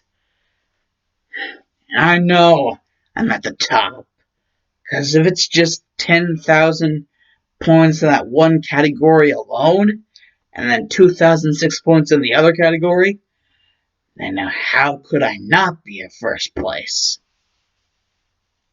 And Izuku's right, he is at first place. True ultimate life form in the making. And, it would just be like, it would be the period of training before actual school starts. And, just all through the whole thing, it would just be like, Izuku wouldn't just be training his chaos powers, he'd also be training, like, his, basically all of his stats, each and every single utility that he has, like, everything that's under his belt. He'd be giving the correct amount of time towards the correct amount of effort. Making sure that he wasn't, a little too over or a little bit too under on anything that he did. Because, he didn't want his skill set to be unbalanced. He wanted to prove, Izuku wants to prove to everyone that he's the ultimate life form. Not just his mother, not just freaking Aizawa. He wants to prove to everybody that he's the ultimate freaking life form. Because, Bakugo talking smack, that rubbed Izuku the wrong way. And so he's not even sure why he even bothered saving him, besides, the whole heroic thing to do. This heroic thing to do. And, well, so yeah. The whole thing with Bakugo talking shit kind of rubbed, really just rubbed Izuku the wrong way. And so, eventually, whenever it does come time for the first day of UA, Izuku would walk in just fine. You know, he wouldn't have any of the confidence issues or like any nerve issues. Like unless you got on his got on his bad nerves. That's like the only nerve issue he has. Is like got on his bad side.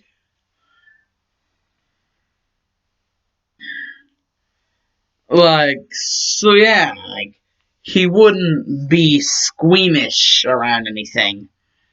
He wouldn't be all goosebumps. He'd be able to do this. And so yeah. You just walk up and see the door and be like, who the hell do I think is gonna come in here? It doesn't matter. And he would just go straight through and he'd just be like, I'm just gonna sit somewhere in the back. Just like whenever we were taking the written exam. I don't feel like dealing with anyone's bullshit. But if I have to, at least it would be someone in the back seat, bro. And so basically, he gets squished in between Mineta and Momo. Because Momo's seat number 20 and Mineta's like seat.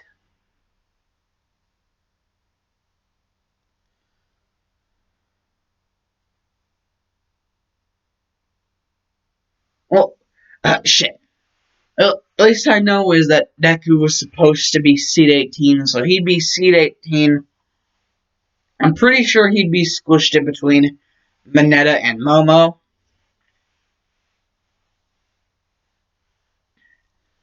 If not, whatever. So yeah, he would just realize right away that Mineta's a perv, and he would just look at Mineta and he'd be like, dude, not cool. And Mineta would just be like, like,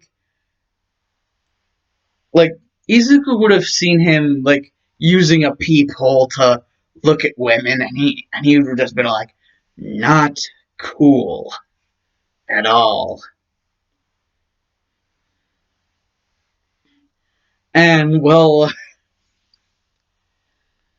basically, it's just like, Aizawa wakes up and it's like, it took you blah blah blah minutes to shut up. Get your PE clothes. Get in your PE clothes. And me at the training field, we're going to do a quirk assessment test. And Izuku's like, quirk assessment? That's surely is something. And, you know, just the fact that Aizawa was the freaking teacher of the homeroom, like, he's not gonna be like, that is surely is something. And quirk assessment, that's boy.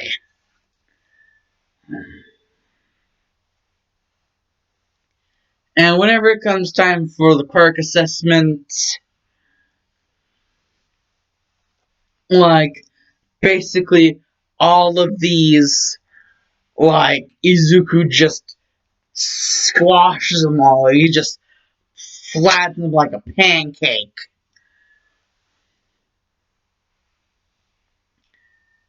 He just does it all the freaking way. He just obliterates. And so, yeah, Bakugo's inferiority complex will just be like, it's either inferiority or superiority, like maybe both. I don't know, but Bakugo would just be livid that he got such a lower score. Like, in the entrance exam and in this, he got a lower score. And it didn't even look like Izuku was trying all that hard, because, he wasn't. You know, Izuku would just be chill. And he'd just be chillilicious.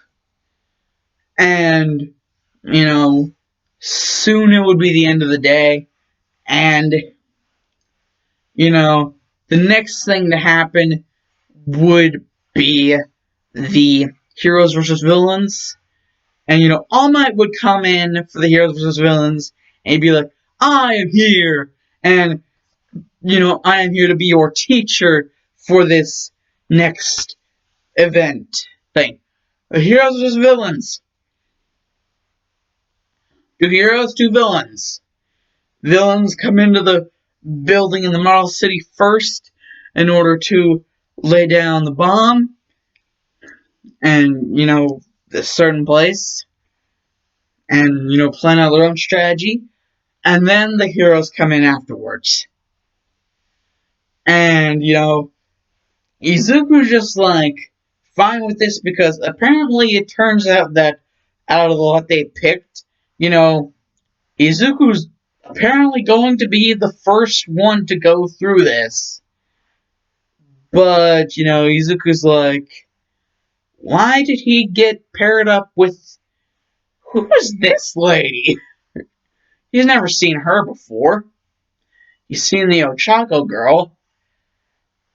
And, Ochako did, was like, I never did thank you. But he'd just be like, he knows about Ochako, but who's this lady that he's apparently paired up with? And it would just be like, do I know you? I know I don't know you, but I'm just saying, do I know you? From somewhere? If I do, please remind me, but I don't think I do. And the person would just be like, oh, my name? It's Jiro. And Izuku's just like, oh yeah, Jiro, that person who exists. Okay, listen up. I think the best way to do this, considering who we got pitted up against, what was it? Baku Idiot and... he literally just calls him Baku Idiot. Baku Idiot and who else?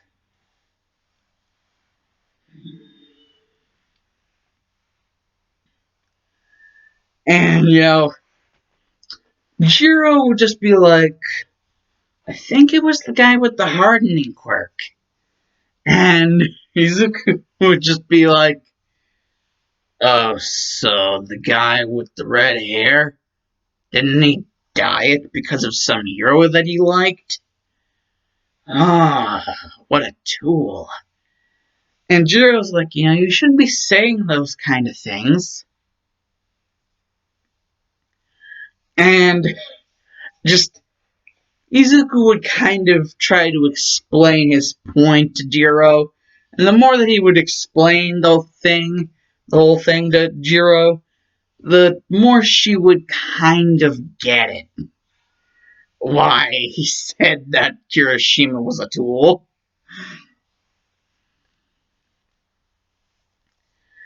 And so it's just like, Izuku's just like, so there's Baku Idiot and then there's the tool hero. I mean, there's Baku Idiot and then there's the tool student. We have to fight them. Well, more or less, I would like for us to make a strategy of see if you can. Well, Baku Idiot's bound to go after me. So you will just have to deal with the tool student. And I don't think you're that weak to where you would lose to a tool. I mean, don't you? I mean, I would think you would have some self-confidence. I mean, if you were an actual credible hero. anything close to that, at least. And Jiro would just be like, of course. Mm, but if you don't mind me asking, why is it that you know he's going to come for you? The one you call Baku, idiot. And Izuku's just like, trust me, he's going to come after me. So you deal with the tool student, and I'll deal with Baku, idiot. Is that understood? And Jiro's like, I will do my best. And you know, Izuku would be like, I guess it's the best I can ask of you. Never mind. Well, I guess it's time for us to go in. And, well, Jiro would indeed go up to, like, the place where Kirishima's supposed to be. And Bakugo's gonna go down to where Izuku is supposed to be.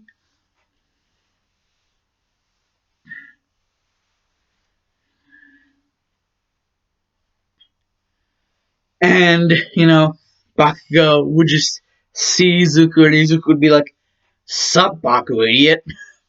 And Bakugo would just be like, stop calling me that! Deku, I'm gonna put you under the ground! And Izuku would be like, hey, what did you just call me? Deku? Huh. Seems things never do change. Not even with maturity. What am I kidding? Your balls probably haven't even dropped yet. And Bakugo, at this point, he's just like, yo! He just sends out a giant explosion. Izuku dodges it and just comes up from behind Bakugo and then just jumps up in the air and he's like, homing attack. And it's like, bam, bam, bam, bam, bam, continuously. And then Bakugo's just disorientated. And, Izuku would just race over there, grab Bakugo's arm, and grab his face, and then flip him over his back, Fireman's Carry style, and then just like put him in a sharpshooter, and like enhance his body's like ability with like chaos energy. And so Bakugo would just like kind of like stone cold, just like pass out from the pain. And, Izuku would be like, Jesus, that's a disappointment, Baku, idiot. And you wonder why I call you that. Oh, better see how you know who's doing. He's like, better see how I know who's doing. And he just goes up there, and he sees that Jiro is trying to use her sound quirk to kind of mess with Kirishima, but with his hardening quirk kind of acting like a force field against her sound. It's kind of like weird, but Izuku kind of pours chaos energy into Jiro's sound waves and makes it to where like it goes all throughout Kirishima's body, and it's just like everywhere that there's water, like since the body's like 71% comprised of water, it's like everywhere there's water, the quirk will hit, and it will hit like even harder because it's powered with chaos energy, and it's just like bam, bam, bam, bam, bam, concussive force, and it just knocks Kirishima out like he can't take anymore. And Jiro's like, man, we work good as a team. And Izuku's like, Well, I guess, yeah, we do. Whatever. Let's just get this over with. It's just like chaos control. And just like, bing. And it's like, the heroes are victorious. And Chiro just walks out of the building with Izuku, and she's just like really close to him, and she doesn't know why. She just like likes his company, and is just like asking like, "Hey, you wanna hang out later today? Like sometime?" And Izuku just like, "Hang out?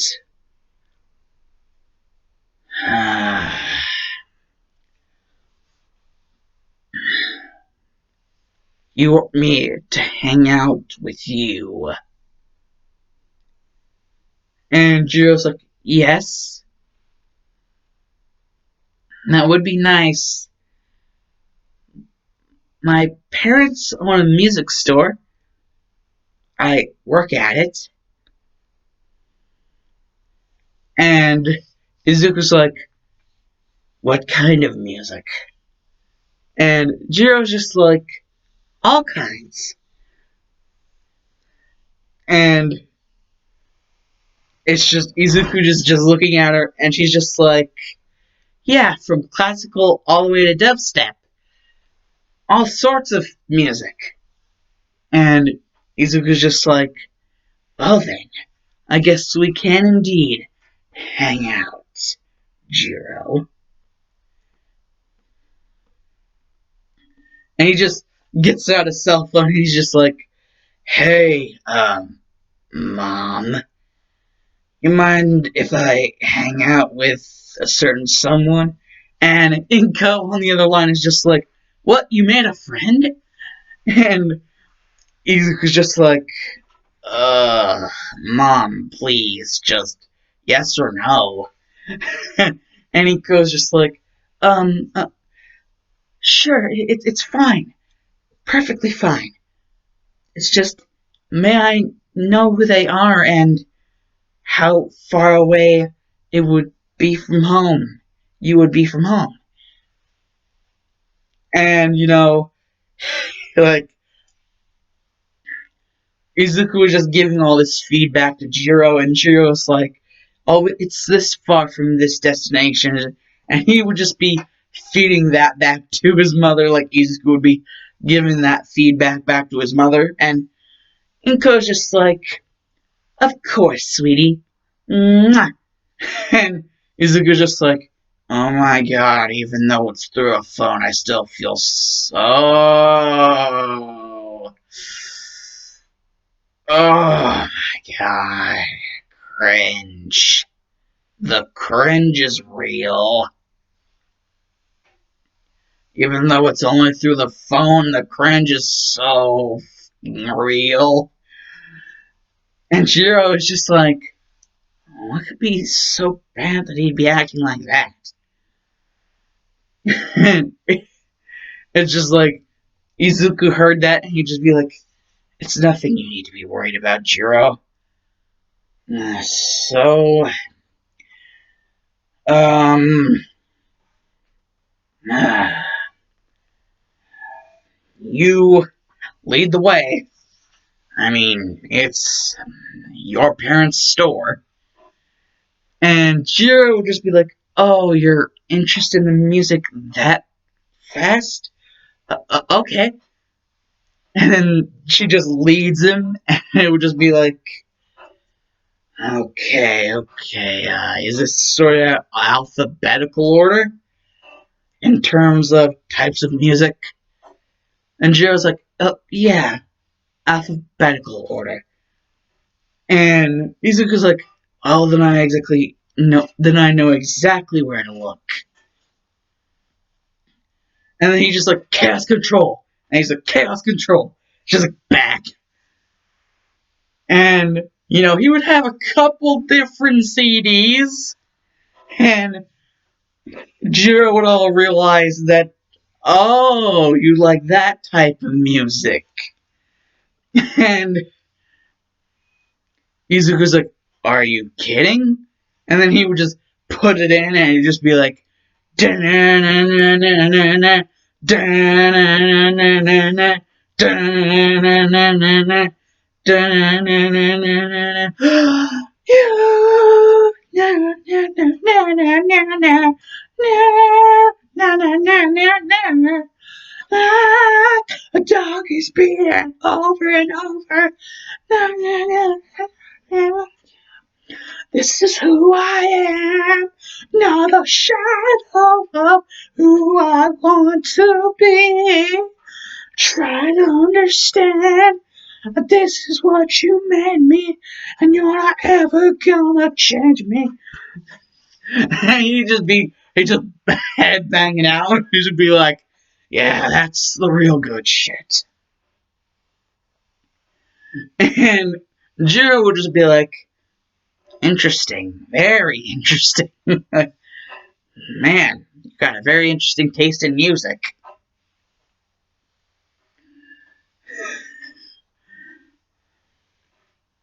And so, yeah, after all of that, they would just do the hanging out. The Him and Jiro would just get to know each other more. And, it would, like, Izuku would decide, he likes this Jiro girl. She, she is, she's an half bad. Unlike the other people, she's actually tolerable. And so, like, Izuku actually makes a couple purchases, and Jiro's just like, "Oh, so you were actually intending on," and Izuku's like, "Yep." And Jiro's like, "Buying that, okay." And, it would just be like, we, we got, we got the heroes versus villains done, and so next thing would be the USJ. And how the USJ would go, like, everybody be talking about their quirks on the school bus, because, they were going to the unsimulated, like, like, unsomething simulation joint or whatever. They were going to the USJ, and, they're on the school bus, and Jiro just so happened to be sitting in a spot, you know, where she was about to sit next to the window, but she realized there's something stopping her. More like someone, and she realizes someone's already picked a seat next to the window. That being Izuku. And Jiro's just like, "Oh, damn." And Izuku's just like, "Huh?" And he just like takes the pot. And it's just like, "Huh? Oh, Jiro. Sup, Jiro?" And everybody's like, "Oh my god, he's actually talking to someone without calling them names." And, like, Izuku would just continue to headbang. And just like, da-na-na-na-na-na-na, da-na-na-na-na-na-na. He'd just be like, headbanging it out. And Jiro would just kind of have her head on his shoulder.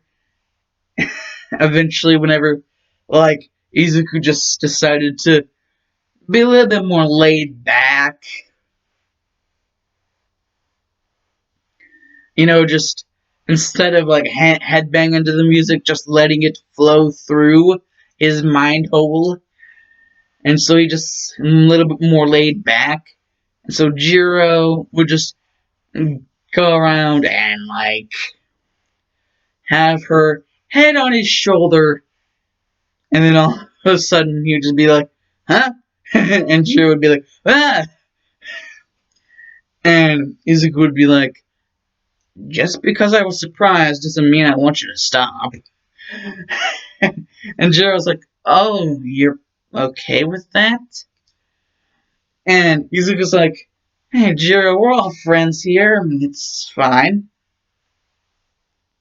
And Jiro's like, okay. And then they just go back to the thing. Just like, Izuku letting the music flow through his brain hole. But by the time that they get back to doing it, it's like the entire thing is done. And so Izuku just ends up falling asleep with Jiro having her head on his shoulder, and she's kind of falling asleep too.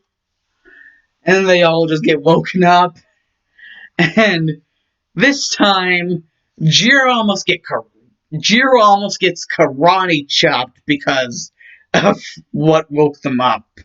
The bus driver yelling.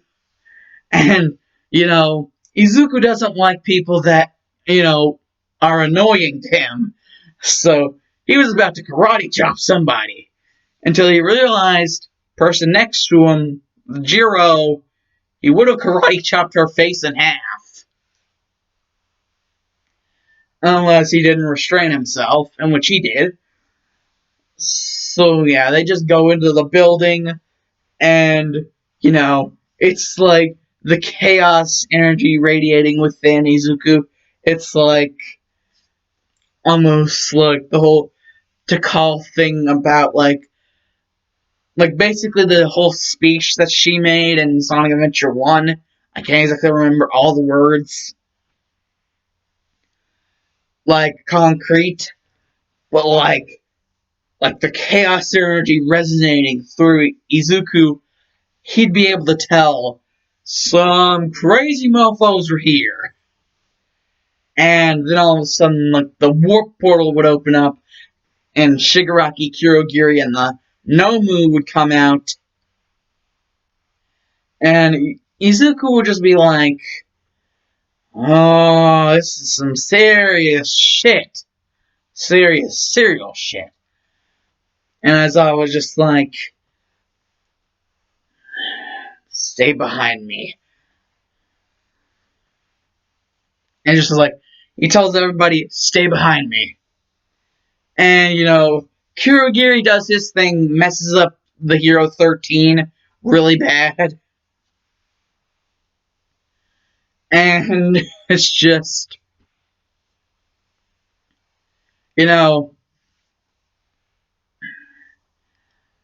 after Kurogiri does that,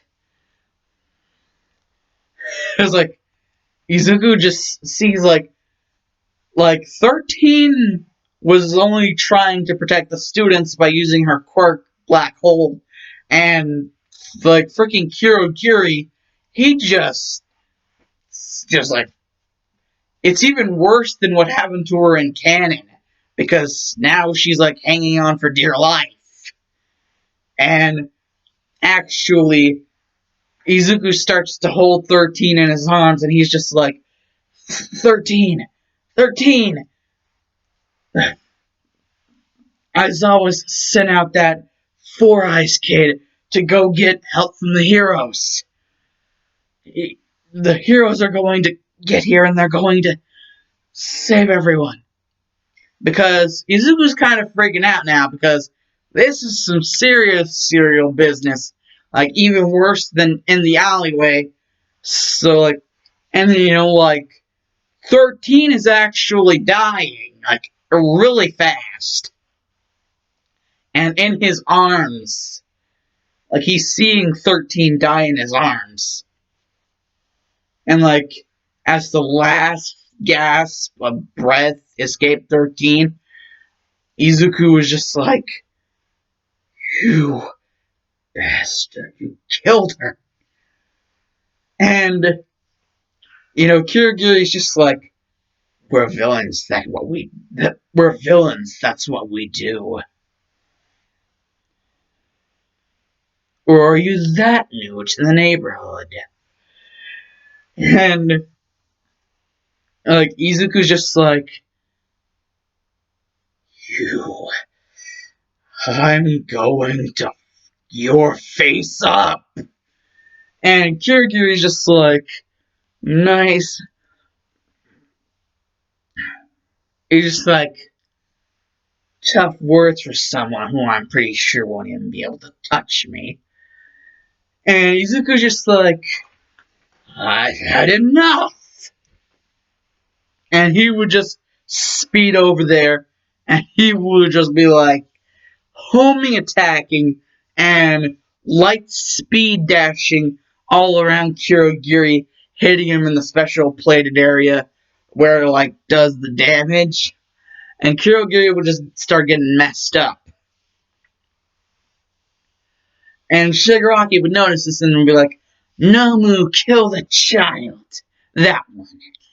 And basically Nomu would be going after it, and then Aizawa would try to break it up, but he would just get freaking swatted.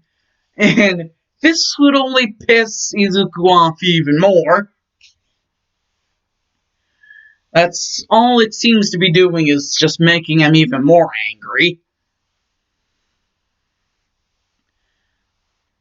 And then this next thing that happens, well, Izuku knows that Aizawa's probably not dead. Well, he definitely knows that 13's dead, but he's pretty sure Aizawa isn't dead from just getting flicked by the Nomu. But what ends up happening is, basically, he sees the third person, that guy with all the hands over him, and he is taking one of his gloves off, and he's going after somebody. He remembers that person, the person he was on the bus with, the person who helped him in the Heroes vs. Villains, even though he really didn't think he needed that much help. But he ended up helping her in the end. And then he remembers the name, Jiro. And he'd just be like, hell you are! And he just pops right up in front of Shigaraki, grabs the ungloved arm, and slams it into the ground. And this would also slam Shigaraki's face into the ground.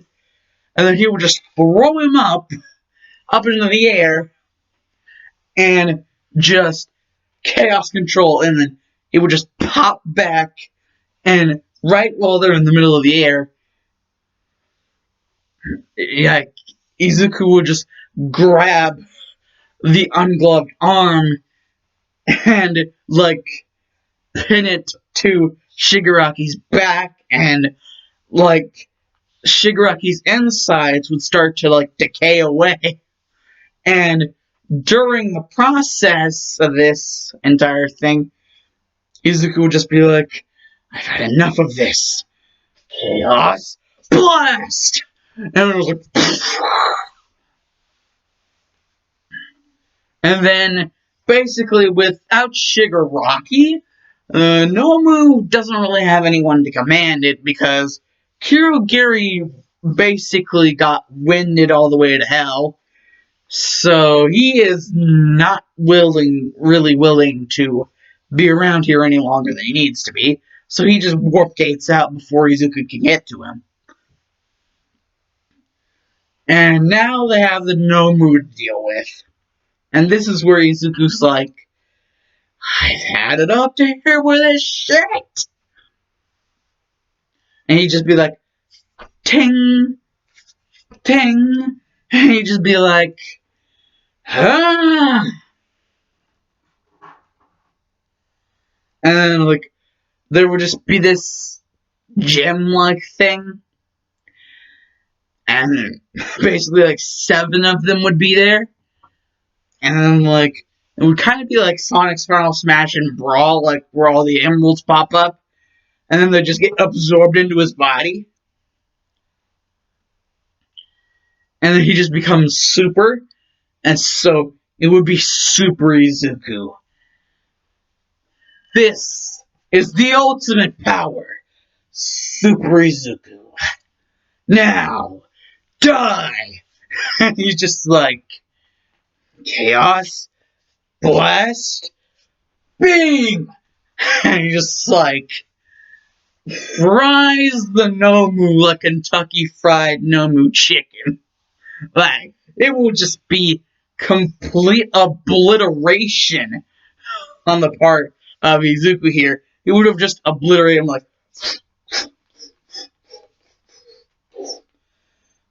Chaos Blast Beam!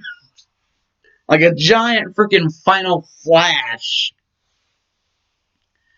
And it would just blast a hole straight through the entirety of the USJ and just through the ceiling as well. Like everything, all the glass would be shattered and just all of the weaker materials would be eroded away. And like where the USJ used to be, it would just be an eroded away husk because of how powerful the attack was. It just completely decimated the Nomu. And All Might and All Heroes get there, and it's just like, holy shit. And the knockback from Chaos Blast Beam actually knocked out all of the other villains, so they just get arrested without even a fight. And they just realize, All Might realizes, and just runs over to him, runs over to Izuku, and he's just like, ugh.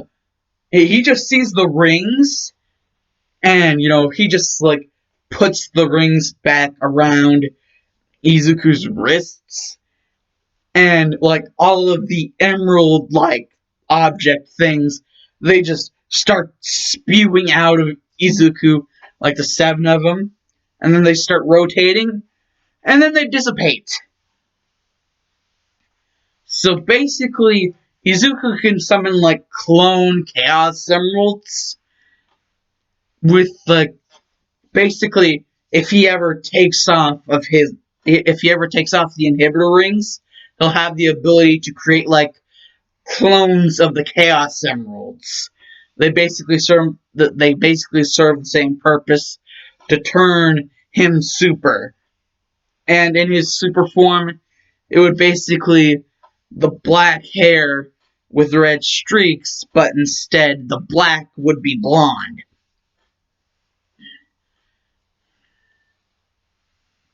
And seeing as he would have the rings off, whenever he had the rings off, his eyes would be red because shadow.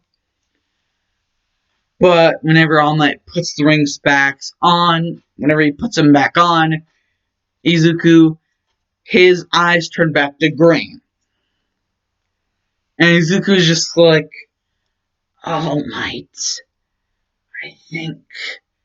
I don't know.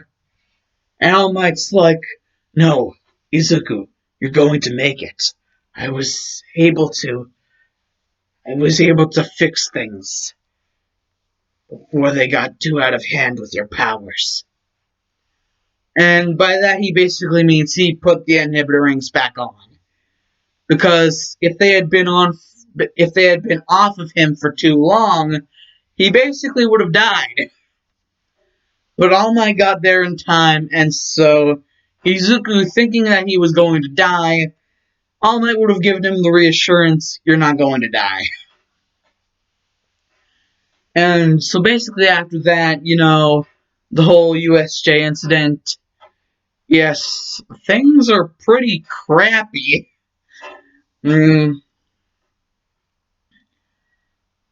But, that's just how things are sometimes. And within the span of like maybe a week or 2 or 3, everyone is informed about the UA Sports Festival. And, basically, the race and the cavalry battle, he blitzes both of those, but I am going to say his team for the cavalry battle. It's him, Jiro, of course, Jiro, Uraraka, like Ochako would be a third member. I think it was a total of 4 members in total you needed. Yeah, because like somebody was the writer and never mind. And if there is true that you need a total of 4 members, I'm gonna say Tokoyami. So yeah, it would be Izuku, Jiro, Ochako, and Tokoyami. Would be Izuku's team. And yeah, basically freaking just blasted the race. Basically all he had to do was chaos control. Yeah, so he could either have just like chaos control teleported or like stopped time with chaos control and just won that way.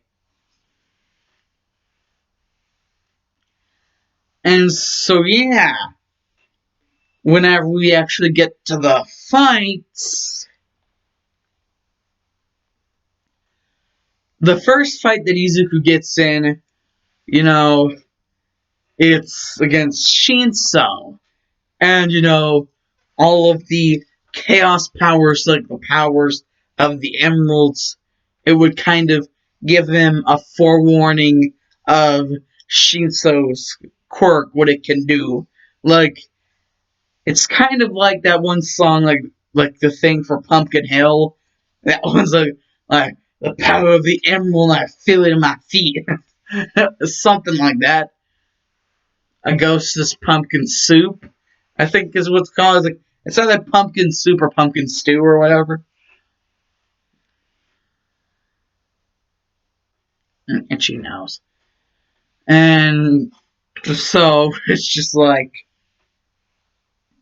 after basically Izuku would be like, "Oh, so you like that kind of stuff?"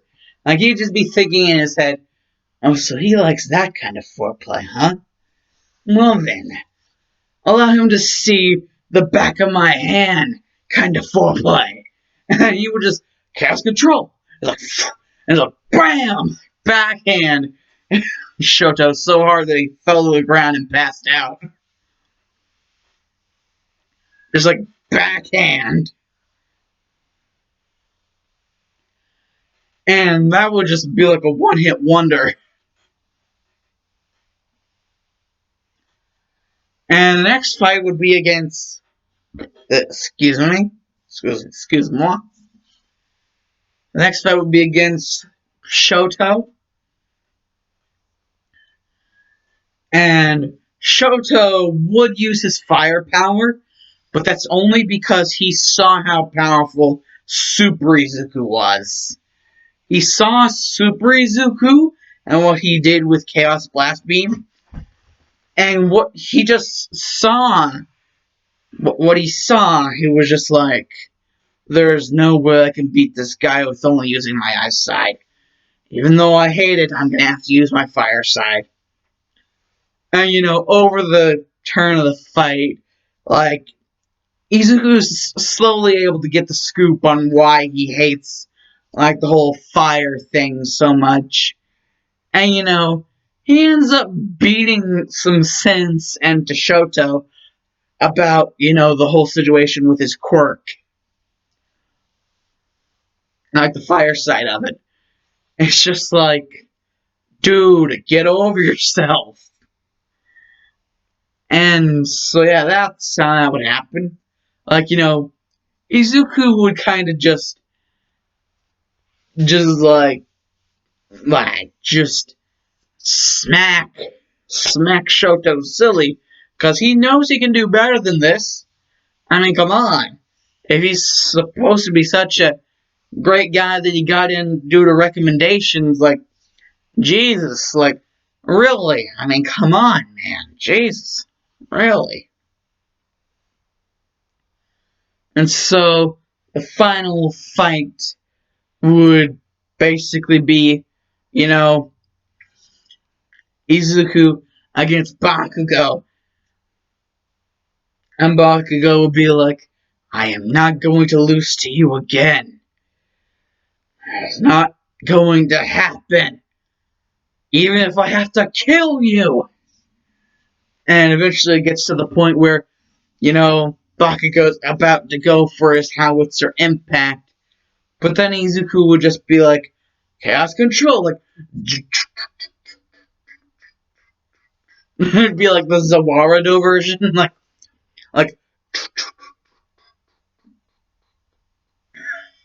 and just stop time completely. And, while time was stopped, Izuku would just throw Bakugo up in the air, like punch him in the gut, and after he punched him in the gut, he would just throw him up into the air, and just jump up into the air, and just keep on kicking him, and kicking him, and kicking him again in the stomach. And eventually, whenever they got high enough, he would just, you know,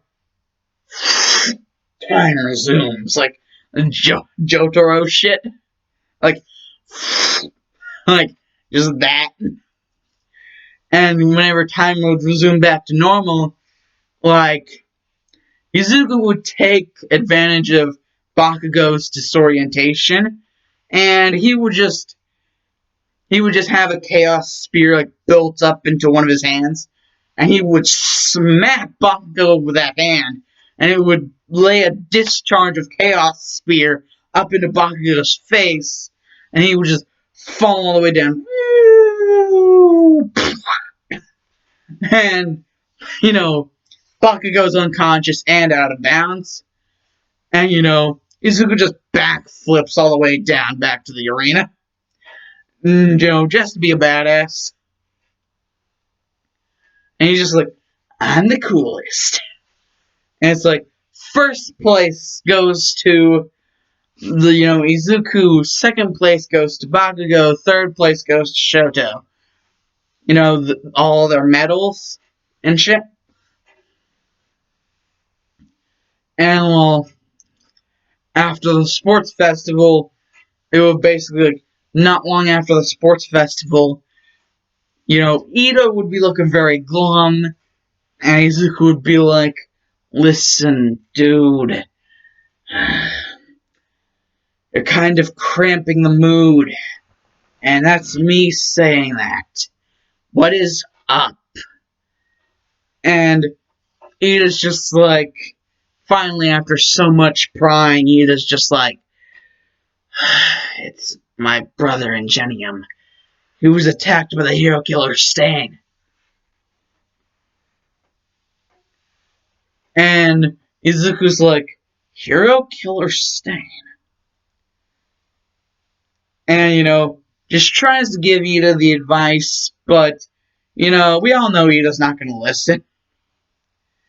And so eventually, whenever it gets to the point to where they have to pick the internships agency thing, I get an internship at a hero agency, Izuku would just be like, well, I guess it couldn't be that bad.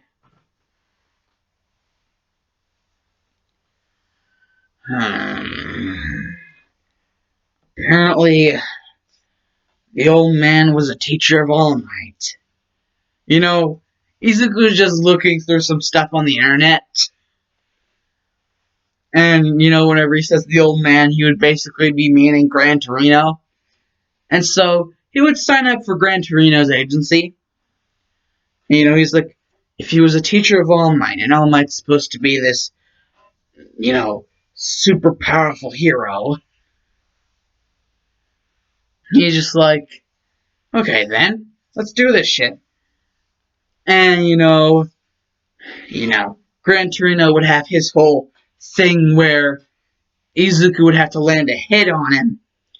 And, well, that's actually a lot easier than Gran Torino thinks. Because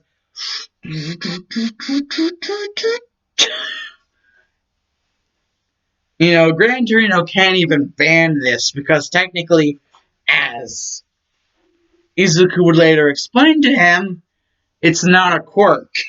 It's built into me, like in a way most of you probably couldn't even understand if I tried to explain it in in-depth detail. And so it's basically like there's like slows down time and just tags Gran Torino across his house. And so Gran Torino is just like, eh, fine. He's just like, fine, you win. And eventually they get to the thing where they are supposed to go to Hosu City, and that's where Stain and all the Nomu are going to be. And also Ida, because Ida's looking for Stain. He finds Stain, and he's like Ida sees like natives already down, and then Stain just mops the floor with Ida. And so Izuku's got to look at this site.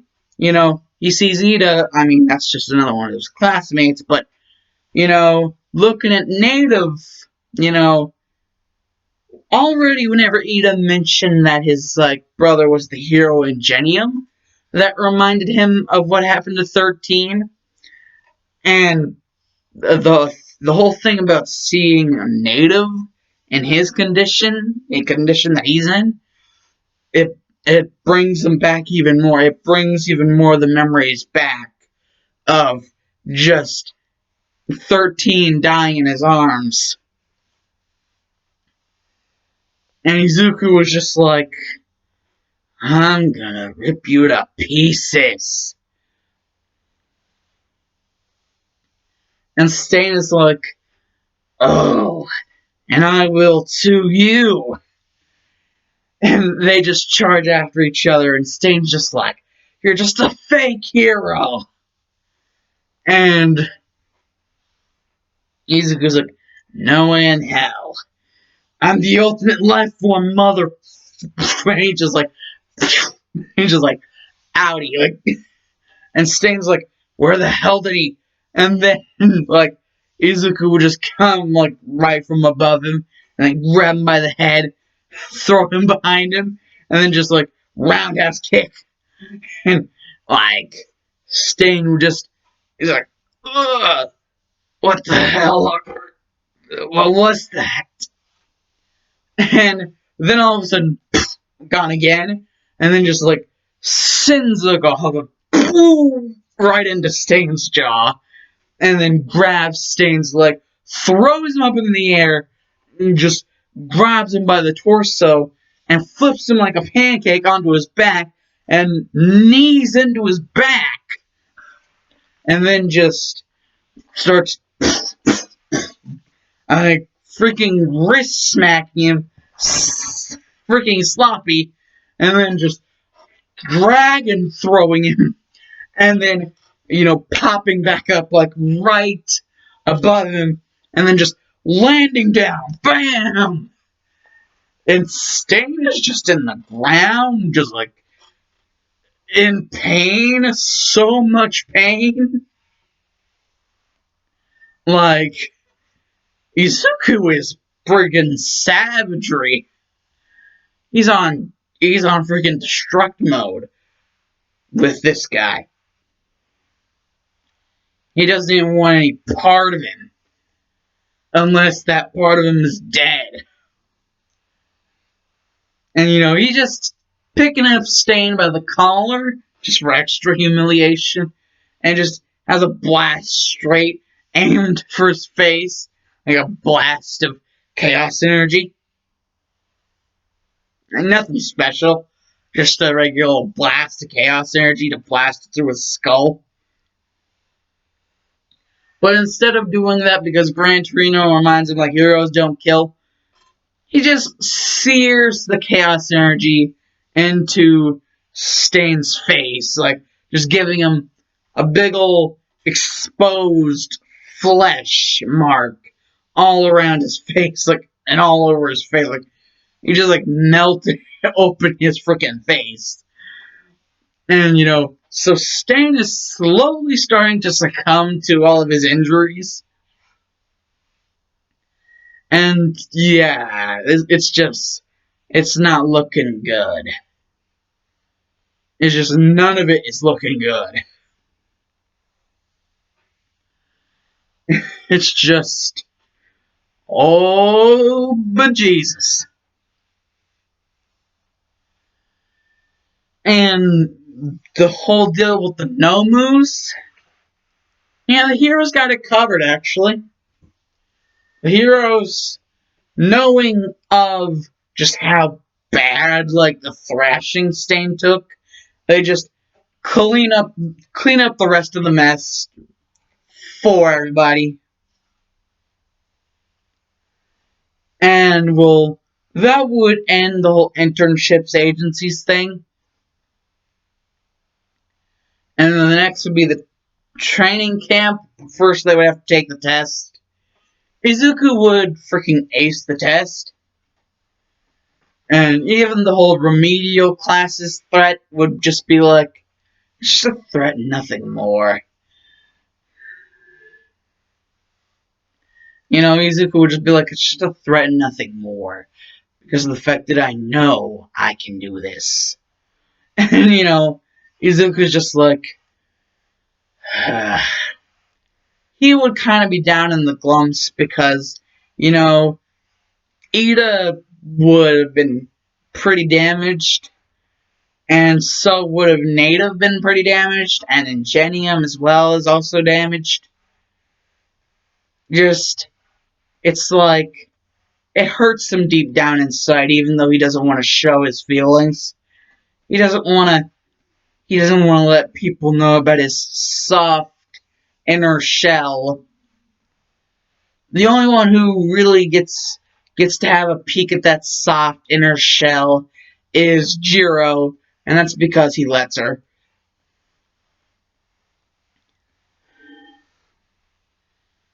As long as she doesn't tell anyone that he let her.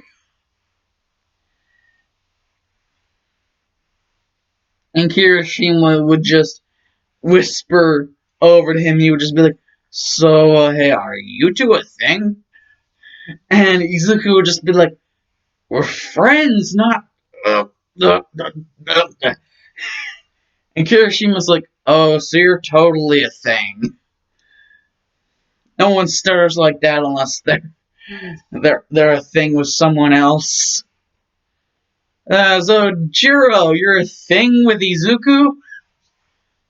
And Jiro's like, I am? It's like, Jiro's like, I am? We are? Like, Izuku's like, shut up, Kirishima. And Jiro's like, oh, I didn't know you thought of me that way, Izuku. And Izuku would just be like, well, you didn't have to mention in front of everybody else. Izuku has a soft spot for Jiro. Has a really good soft spot.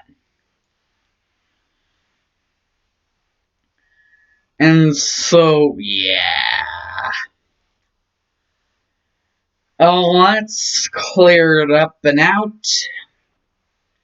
And after they take the test, because, it's already been pretty assured, like I said, Izuku master classes. And so they are just going on the, like,